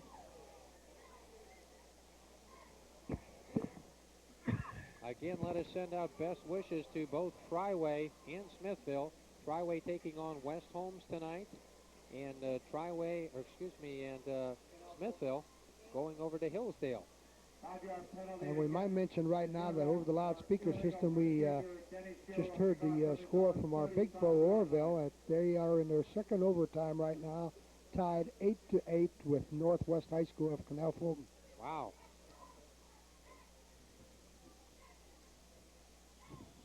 There is the whistle. Let's see if Denny gets a little bit better foot this time. This one is deeper. Taken by number 14. That's Bruce Lowry. Bruce trying to cut across the field. Still on his feet and finally down on about the 31-yard line. Number 64. That would be Kurt Hanshaw for the Generals.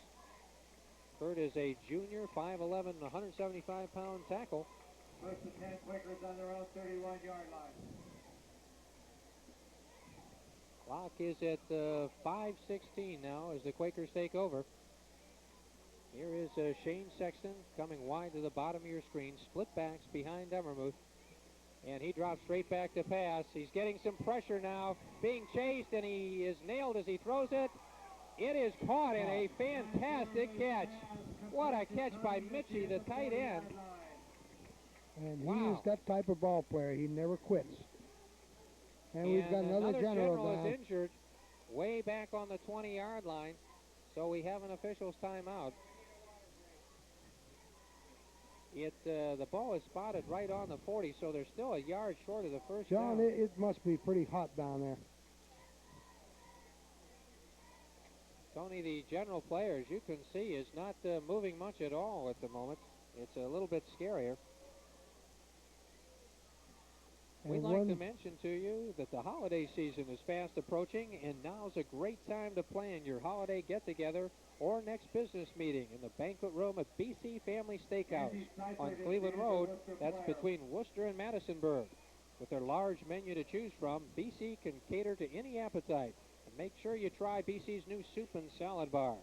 Daily luncheon and dinner specials, relaxing atmosphere, and friendly service are all good reasons to try BC's Family Steakhouse on Cleveland Road in Worcester.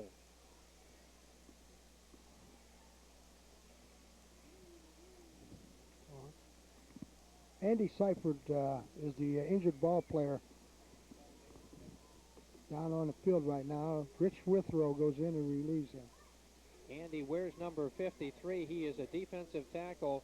He's a young man who is really coming into his own this year. He is a senior, and he goes 6'1", 220 pounds. What is really bothering me now is that there is very little motion on Andy's part. It looked like he was one of the young men who was chasing after John Dummermuth as he rolled out. He got blocked. He got a very hard block against him as he was just reaching out. He's moving his arm right now, so hopefully he got the wind knocked out of him, and that's all. He's going up. The 22nd at 7:30 p.m. As you can see, he is now sitting up. Looks a little bit less serious. Now getting to his feet. There's Coach Bob McFarland with him. You can see he is a big young man, and Worcester has been blessed the last several years with some good size linemen, both offensively and defensively. And Tony, I think you've alluded to this tonight, that I think they've worn down Philly, both offensively and defensively in the trenches with their physical size. They are strong, big young men. I would have to say that the physical fitness program that the coaching staff has installed is really starting to pay off. It is a 2nd and 1 for the Quakers. It's inside handoff. Let's see who that went to. I think it was number 17, Lowry. No, 33. That's Huff, Tim Huff. And it was Matt Totten, number 25, making the stop for the Generals. See, number 30, Mark Newcomer, is in the defensive lineup for the Generals. As I indicated, I'm sure Coach McFarland will begin to sporadically put in some of his second teamers now. Clock is down to 4:40 remaining here in the third quarter of action, and Mitchie is going off the field. He looks like he's shaking one of his shoulders, Tony. Sure hope that's not a serious injury. Number 85 coming in to replace him is Jamie Herman. 1st and 10 for the Quakers. I-backs this time. Dummermuth down the line. Whoa, Murphy with help. Excuse me, Warner. Warner and number 78, Mike McLean. Brad Warner is number 21, the outside linebacker, reading that perfectly. Dummermuth that time just had no protection at all. McLean just blew right by his man and just put his big arms around Dummermuth there. There was a loss of about 3 on that play, so it brings up a 2nd and 13. The nose of the ball, just on the 40-yard line. Again, the I-backs. Dummermuth going back to pass. Being forced out of the pocket, now throws back, incomplete. It was off the hands of Jamie Herman. And Jamie found what it's like to get hit whether or not you catch the pass. One of the Wooster defenders putting him down, obviously not realizing that he had dropped the ball. It is a 3rd and 13. Matt McCoy, the quarterback offensively for the Generals, comes in as a nickel back, and Matt Totten, one of the inside linebackers, comes out. Sexton to the bottom of your screen. And that ball is thrown out to Mitchie. It's just off his fingertips. And again, Dummermuth paid for that one. Brad Warner hit him, but he may have hit him a little late. Yeah. Personal foul. Roughing the quarterback.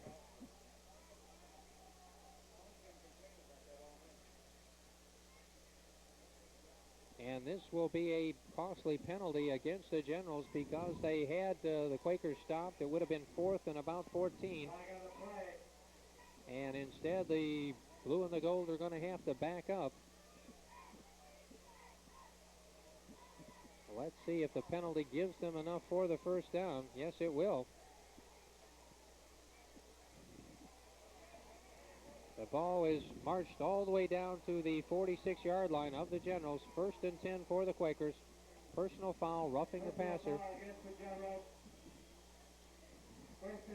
Mark Newcomer, number 30, who we mentioned, who had come into the ball game, is at one of the defensive ends for the Generals. Left defensive end. Split backs this time. Vini in motion to the bottom of your screen. They give it to Huff, and he is ridden down by Doug Glasgow with help. 63, Rich Withrow, who we mentioned, in there at a defensive tackle for the Generals. And Andy Seifert is sitting on the bench. He looks like he's just taking a rest. It is a very humid night tonight, and fairly warm as well. So it may be taking its tolls on many of the players who are going both ways. The pitch to the outside is to Vini. He breaks the tackle, and he's down the sidelines. He's a dangerous back. Finally brought down by Mitch Sleek inside the 20. A very nice run by Ed Veely.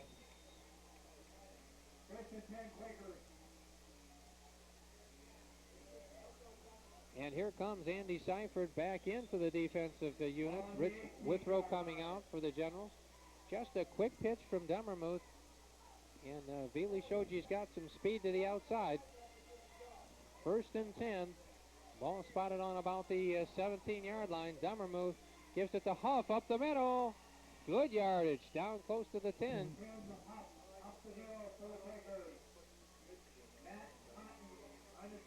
I'm very impressed that the Quakers have not thrown in the towel. They would like to score again and again, I'm sure. And they are marching against a fine Worcester defensive squad. 2nd and 5. Dummermuth gives it this time to Lowry. He was hit immediately. Number 25, Matt Totten. And we have called Matt's number quite often tonight. And there is another Worcester General down. This has really been a sad night for the Generals. They have had an awful lot of injuries after going 3 games with nothing but bumps and bruises. And again, we certainly hope that that's all that this particular injury is.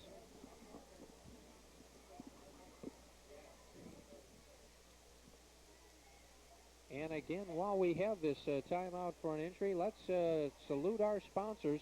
First mentioning those down in New Philadelphia who are bringing this game to you tonight.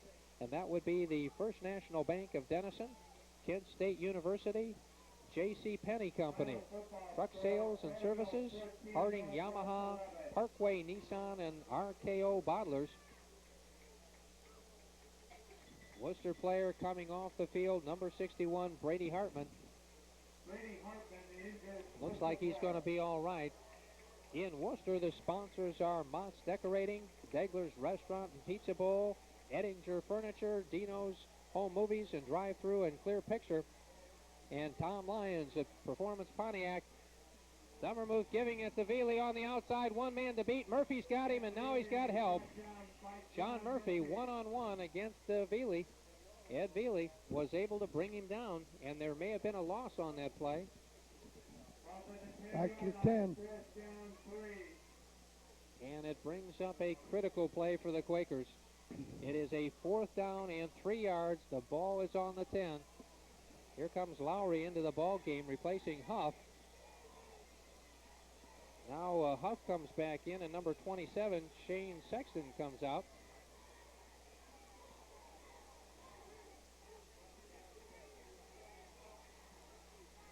Dummermuth gives it to Veely. He's got the first down into about the 5-yard line.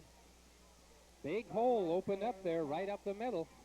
The tackle is made by Doug Glasgow, number 60. That particular backfield set with the 3 backs back there has been successful several times tonight for the Quakers, Tony. They have, and now they're taking their shot. I think they're putting in their last hurrah right now, John, as far as that line is concerned. We're slowly coming down to the end of the first quarter here. The ball inside the 5, call it the 4. Again, it's kind of a 3-back wishbone. And they give it to Veely off tackle. He's very close if he's not in. He is in. Touchdown for the Quakers.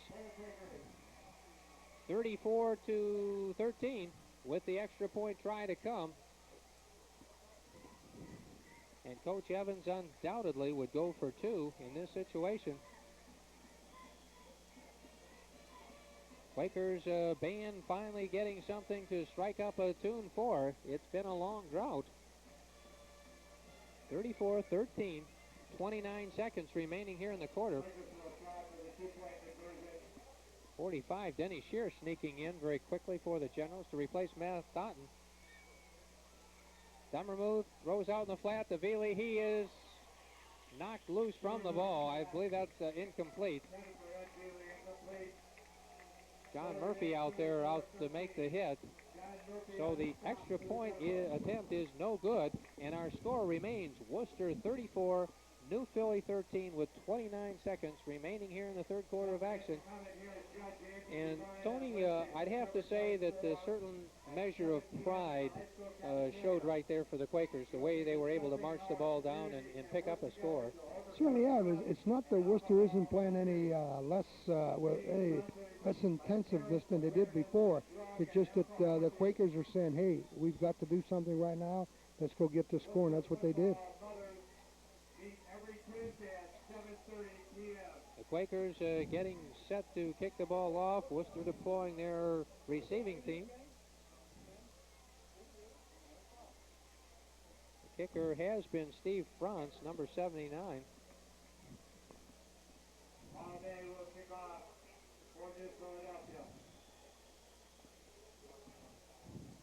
Well, I'm going to have to check numbers because the field announcer disagrees with the kicker.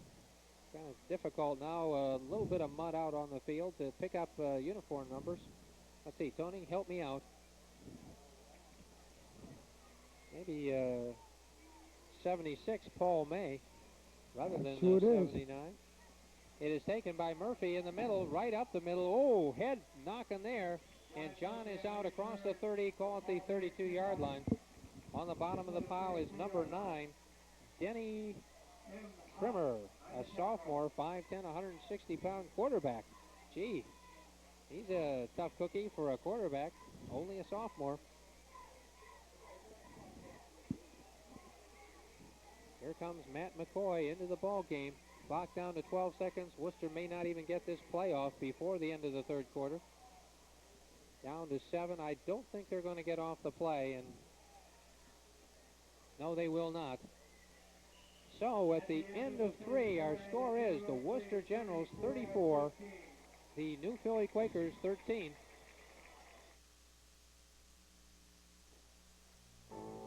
Hi, I'm Tom Lyons. Performance Pontiac Olds GMC Trucks, 1363 Lincoln Way West, Worcester. Stop and see me. Take advantage of our low financing, dependable vehicles, and courteous service. That's Tom Lyons, Performance Pontiac Olds GMC Trucks, your complete transportation center.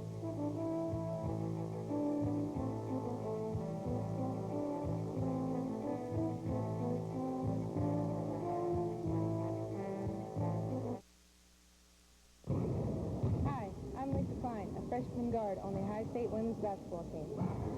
I really enjoy playing basketball, not because I'm good at it, but because I give it my all. And I couldn't do that if I consumed alcohol, and neither can you. Find yourself a sport or activity that you can give it your all, and stay away from alcohol. If you're dedicated enough to your sport or activity, you'll know enough to say no to alcohol. Brought to you by the Ohio High School Athletic Association and the Ohio Cable Television Association.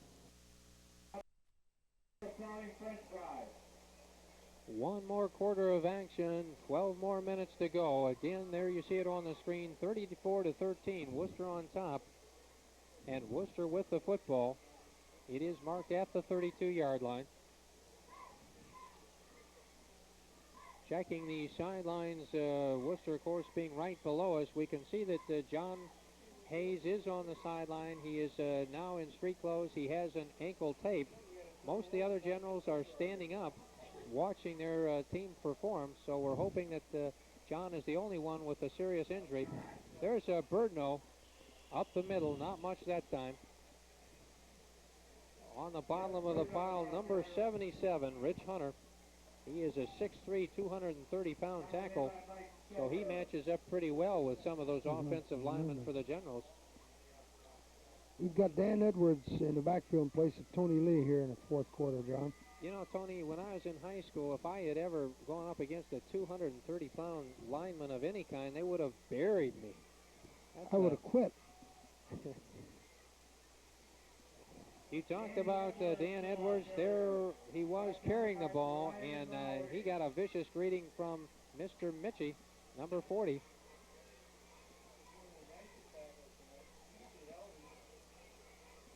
It is going to bring up a 3rd and 10 situation. That ball has not moved off the 32-yard line. McCoy waiting on a play. Here comes Mitch Sleek, number 90, in with it.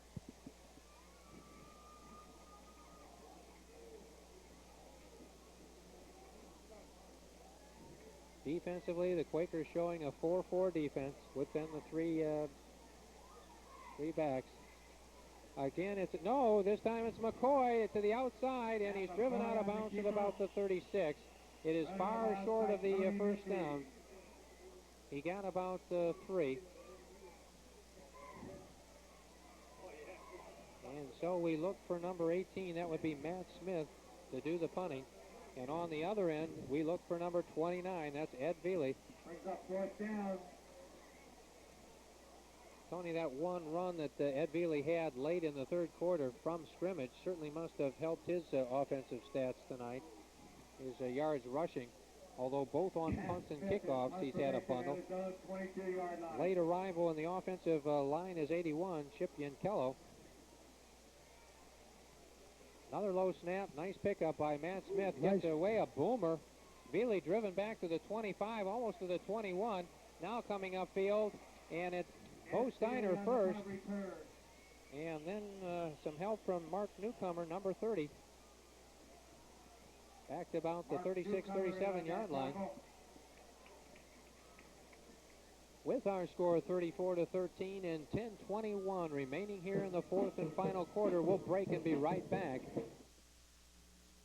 Mott's Decorating. They're serious about quality, and you should be too. At Mott's Decorating, they want happy and satisfied customers, and that's why they're serious about quality. There are no gimmicks, no giveaways, just honest savings every day of the year at Mott's Decorating. 4188 Cleveland Road, Wooster. Phone 345-6018. For paint, carpet, wall covering, ceramic, vinyls, and more. One-stop decorating at Mott's Decorating on Cleveland Road, Wooster. After the big game or for your next party or get-together, stop by Dino's Drive-Thru to pick up your favorite potato chips, candy bars, or other snacks. Dino's Drive-Thru has a large selection of everything you need to make your next party a big hit.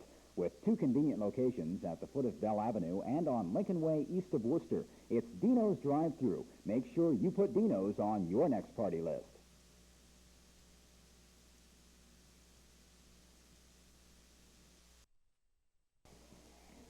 We've got an eye backfield behind the quarterback, Dummermuth. We've got 2 people split wide to the bottom of your screens. But the handoff is to Veely, trying to cut back against the grain. He gets good yardage and is very close to first down. I think the Generals were looking pass on that one, Tony, and were fooled. Rich Griselli was flanked to the bottom of your screen along with Shane Sexton, and I was looking for a pass too. But in fact, they gave it to Ed Veely, and he picked up 9 yards. Call it 2nd and 1. Ball is on the 46-yard line. Sexton is split to the bottom of your screen. Split backs this time. They give it to Lowry up the middle. He's got the first down.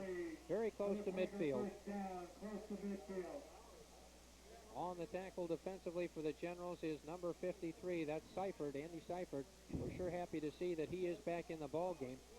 You'll recall he was flat on his back about 3 minutes ago. Bruce Lowry comes out of the backfield. Number 33 is in. That's Tim Huff. Again, the split backs with Sexton flanked to the bottom of the screen. Dummermuth calling signals. Gives it to Lowry, or excuse me, gives it to Veely. He has been a workhorse. He picked up good yardage. Crossing the 50 down to the 44-yard line of the Generals. 8:50 remaining here in the ball game. 34-13 our score. But to the credit of the Quakers, they have never given up, and they are marching again. Sexton and Griselli flanked to the bottom of your screen. Veely again into the line. Very close to the first down. Veely again, the ball carrier, very close to the first down. On the bottom of the pile that time, Mike McLean, 78. Mike McLean, Doug Glasgow on the tackle. The officials looking this over very closely. 4th down. Yeah, they're going to call it 3rd and an eyelash, aren't they, Tony? Clock now drops below 8 minutes, and of course that means it's an ally of the Generals. Wishbone type of backfield setup on this 3rd and 1. It is to Veely again. He's got the first down inside the 40. This is all well and good, John, but they're going to need some points. As you just said, the clock is an ally of the Generals right now. They're going to have to score quickly if they want to get back in this ball game. I would agree with you, Tony. That ball is spotted on the 38-yard line. 1st and 10 for the Quakers. They go back to the I backfield. Sexton and Griselli's wide to the bottom of the screen. They give it to the second back. That's Veely. Short yardage and another flag. And, of course, that stops the clock. It is going to be holding on the Quakers. That old yellow hanky hadn't appeared for a while, but there it is again, and it's going to hurt the Quakers' drive. 7:31 on the clock, 7.5 minutes, and undoubtedly the Generals will want to take the penalty here.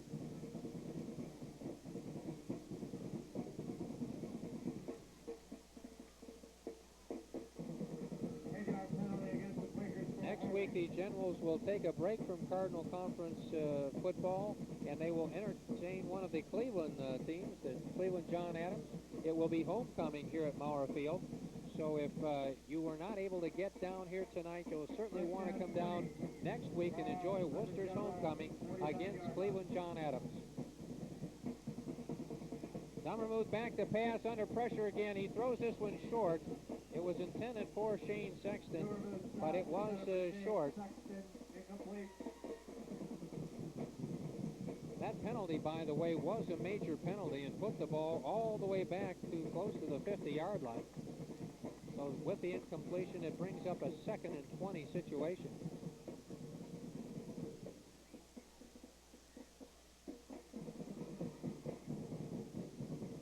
Clock, of course, is stopped on the incompletion. That play only took a second, from 7:21 down to 7:20. Split backs, and now Veely goes in motion to the bottom of your screen. They're looking for him out there. He's not seeing anybody because Matt Totten comes just flying in from his inside linebacker position and drops Dummermuth back on the 40. Another about a 10-yard loss there, Tony. We have certainly called Matt's number defensively, number 25, quite often tonight. He, of course, and here he comes off, he has played a lot for Tony Lee. Tony getting a pretty good workout offensively tonight, going over 100 yards for the 3rd game of the season. Dummermuth back to pass, throws out in the flat to Veely. Nice play. Fumbles the ball, but I think that the Quakers have it right at midfield. Doug Snyder made contact, and Ed Veely coughed it up, but the Quakers recover. Was that 64, Tony, that got that? Corey Price. This is going to bring up a 4th and about 21, John, 22.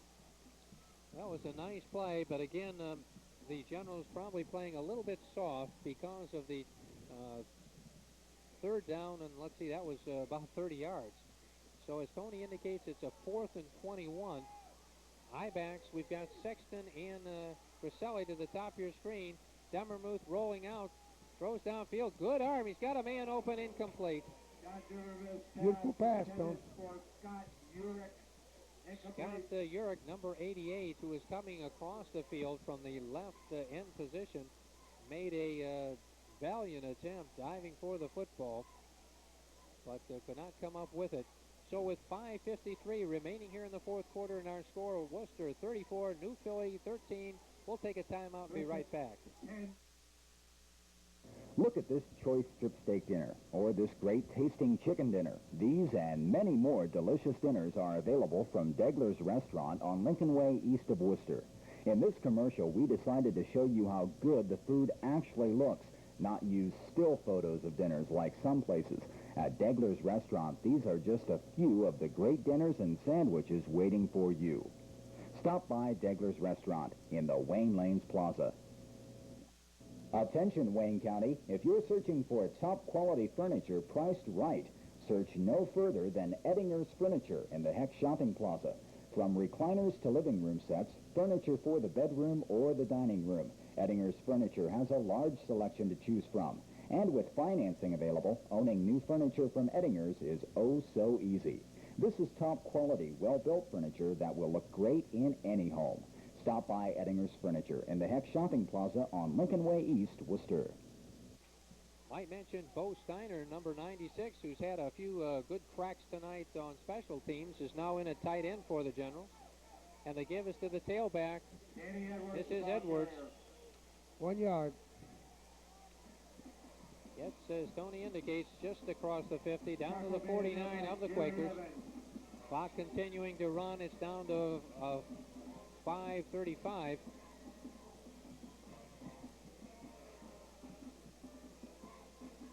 Number 41, Doug Snyder bringing in the play. Mitch Sleek, number 90, coming out.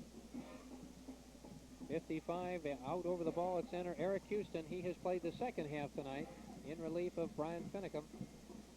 And there was some movement defensively, and it should be 5 yards against the Quakers. They broke that defensive plane. Another General I see in there is number 74, Drew Gerber. Drew is only a sophomore. Against the Quakers. Drew is a 6-foot, 265-pound tackle. And as I indicate, he's a sophomore, so he's got a couple years to grow and to fill out. Also, I see number 42, that's Jim Votero, going out to the top of your screen as a flanker. 85 at the bottom of your screen is John Hartman. Up the middle, however, ball carrier is Birdno. He got the first down. Brett has not carried very often tonight, but he's had some good gains. I've only got him for 4 carries tonight, John. Clock continuing to run. We're down to 4:40 remaining here in the ball game. Our score again, 34-13. Whistles and a flag before anything happens. It's against the Generals. Yes, it looks like it's against the center. Eric Houston. Eric kind of upset about it. Matt McCoy trying to tell him to shake it off.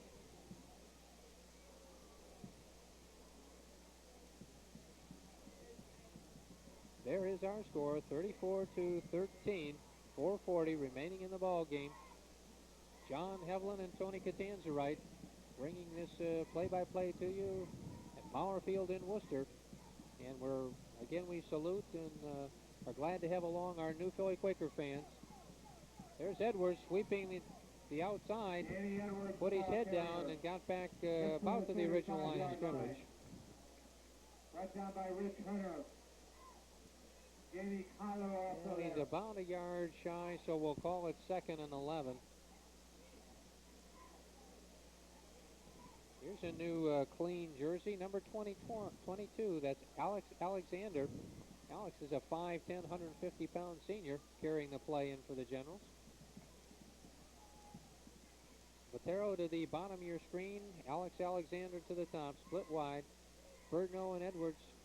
It's Edwards again, this time up the middle for pretty good yardage. But remember, it was a 2nd and 11. So it'll bring up a 3rd and about 5. Number 76 in the middle of that pile was Paul May. Paul is a 6', 200-pound junior tackle for the Quakers.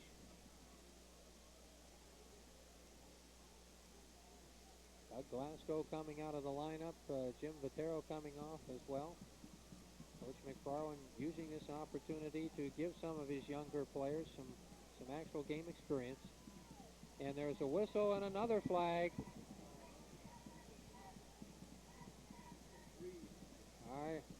I don't know. Wait and see. It looks like legal procedure against the Generals.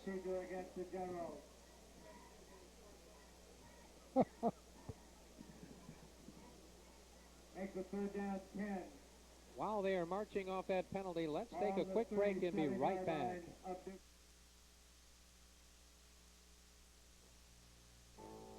Hi, I'm Tom Lyons, Performance Pontiac Olds GMC Trucks, 1363 Lincoln Way West, Wooster. Stop and see me. Take advantage of our low financing, dependable vehicles, and courteous service. That's Tom Lyons, Performance Pontiac Olds GMC Trucks, your complete transportation center.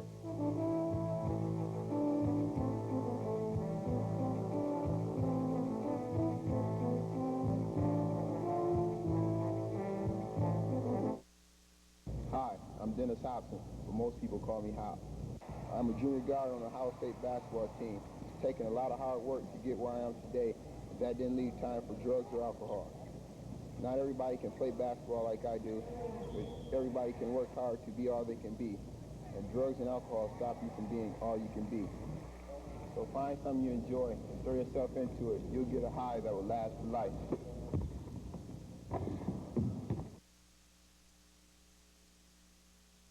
Generals are now faced with a 3rd and 10 situation that falls on about the 37-yard line.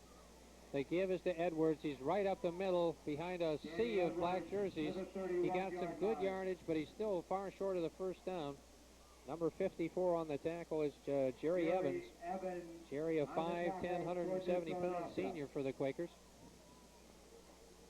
It is 4th and 5. Vatero coming in with the play. The clock down to 2:31.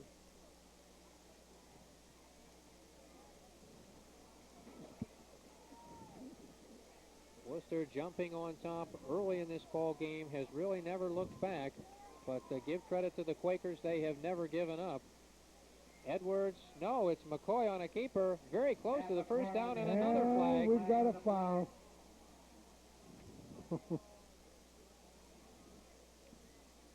We're going to have a clipping or holding penalty. Tony, one thing that certainly has to concern both coaches tonight is the number of flags. This is the fourth game of the season for both clubs, and of course you want to cut out as many penalties as possible. Well, John, sometimes it starts out that way, and it seems like once the flags start flying, they just keep on flying. And every little thing you do is going to be called. Right now, I think, you've got 2 minutes to go. It's 34-13. I'm not saying it should get out of hand, but I think some of these little things should be just discarded. I mean, actually, all you're doing, you're just prolonging the game. First down, 15 to Well, of go. course, yes, the clock does stop on a penalty. The ball is marched all the way back to the 41, and it is 4th and about 15, so that was a major penalty, and it did look like Matt McCoy might have picked up the first down. Now the Generals have eye backs. They give it to Birdno up the middle. He will be far short, although he did get about 5 yards on that carry. So Worcester defense will come back out on the field with 1 minute and 40 seconds remaining here in the ball game. New Philly, Quakers, Worcester Generals have opened the Cardinal Conference quest for the championship here in 1986 in their last year of existence. And barring a major miracle, Worcester will have chalked up the victory. Dummermuth rolling out, throwing down the field, incomplete, in and out of the hands of Sean Sexton. Here is the final Wooster Club drawing. The clock does stop with 1:23 on the incompletion. Number 75 for the Generals coming in. I don't have a 75. He must have just come out this week. You think? I don't know. Second down and 10 for the Quakers. Sexton and Griselli to the bottom of your screen.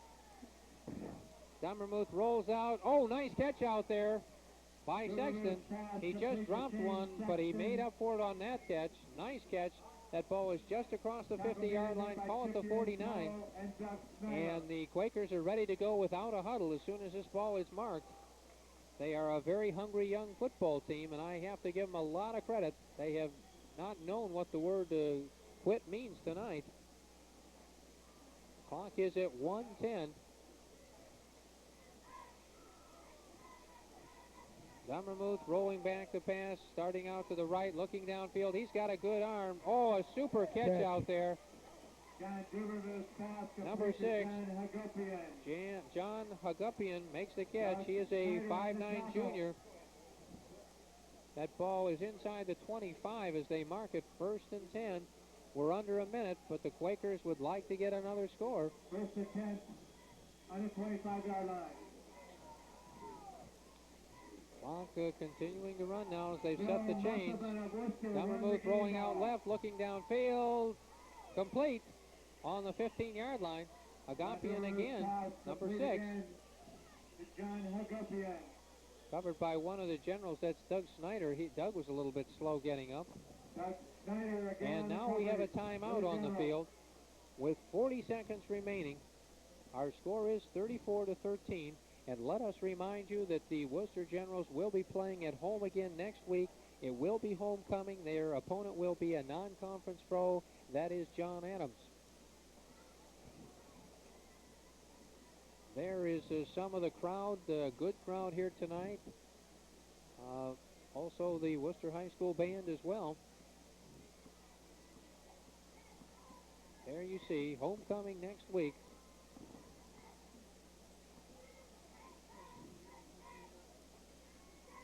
We might mention our fine crew tonight, and that is Scott Blanchard and Cindy Glasgow on camera. Our producer is Mark Glasgow.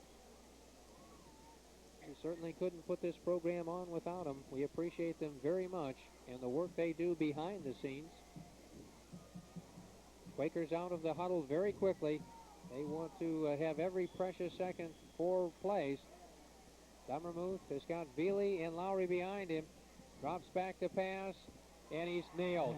It was Cooper, 57, and Withrow, and they're going to flag Withrow. Cooper, flag on the play. Cooper made the stop. Withrow just a little bit late in there, and there's the penalty going to go against the Generals. And now we've got another penalty against the coach. It's the first call, then we have another flag. Coach McFarland a little bit upset with the official.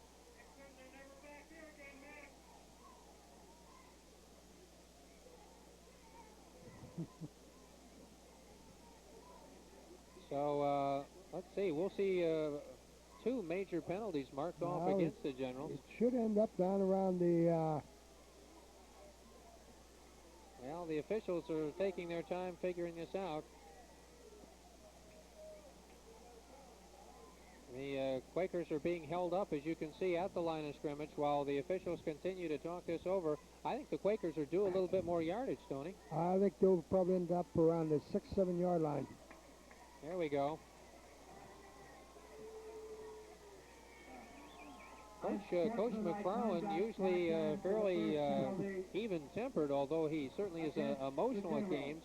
But that's one of the few times well, we see him get a as I said just a little while ago, once that flag starts going, it's going to keep on going. Dummermuth like to see his team get in the end zone, going back to pass, and he's dumped again. Cooper in on the tackle. Let's see, 86. 86 would be Chuck Spielman as well. 23 seconds on the clock, and the Quakers asked for time. I think as a matter of pride, they would like to have a shot or two at trying to get in the end zone. John, they certainly played a good game here. I think the Wooster team, as well as the fans, are going to remember Tony Michi. They're going to remember Dummermuth. They played fine games tonight, along with a couple others. Billy is yes. He's everything they said he was, and another one, Rich Griselli, has played a terrific defensive game all night.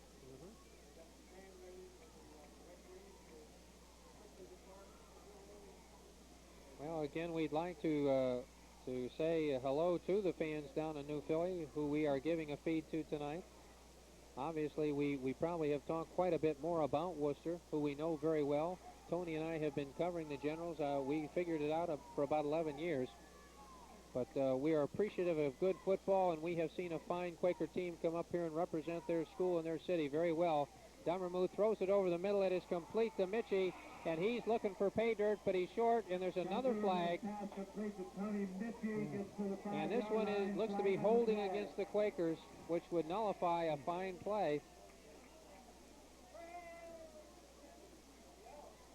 The last minute has turned into about the last 15 minutes.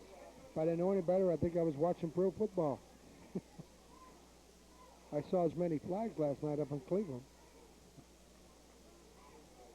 Well, I stayed down here in Worcester and had to settle for some other TV programs because of the blackout.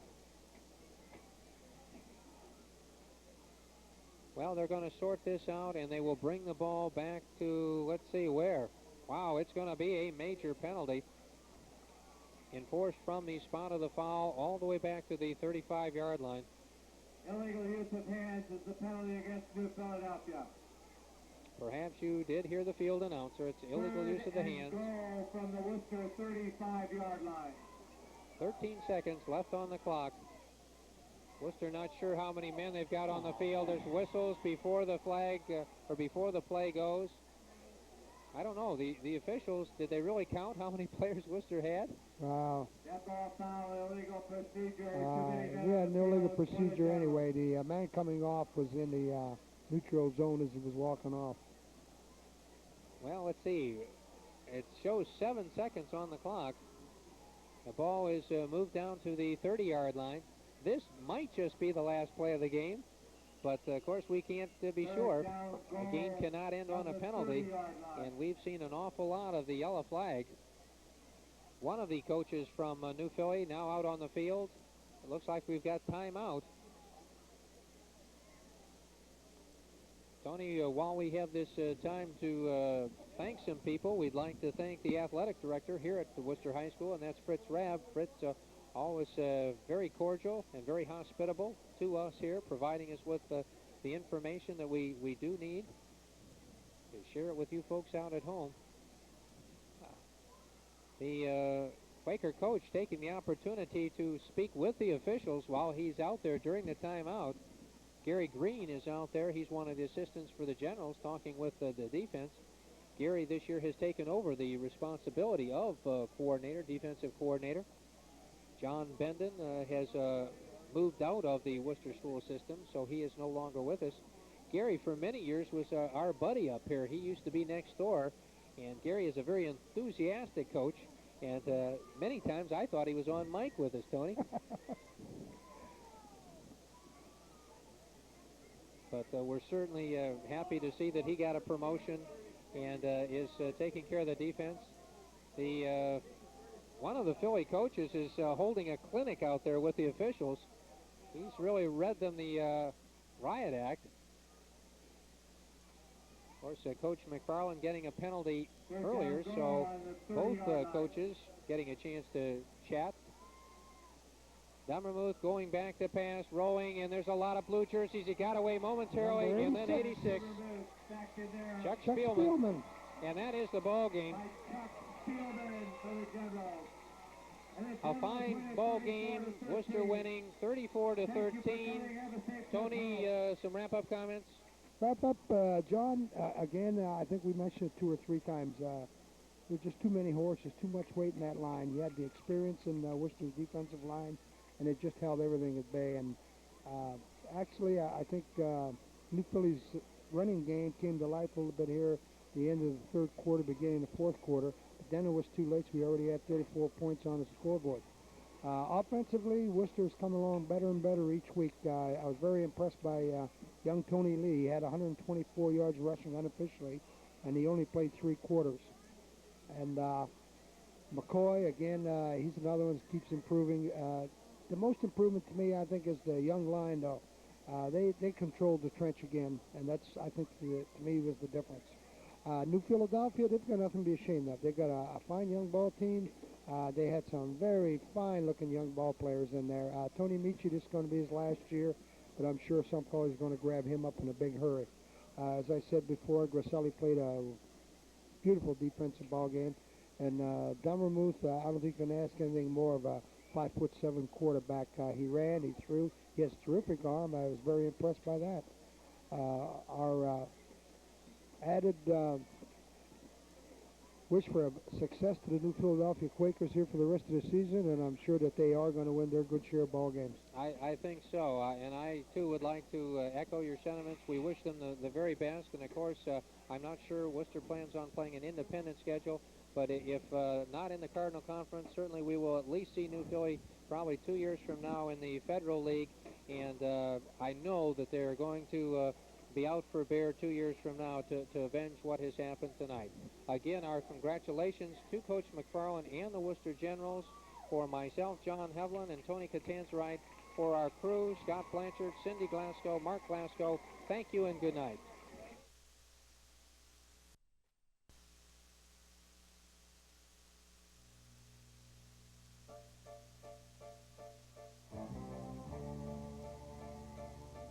High school and college.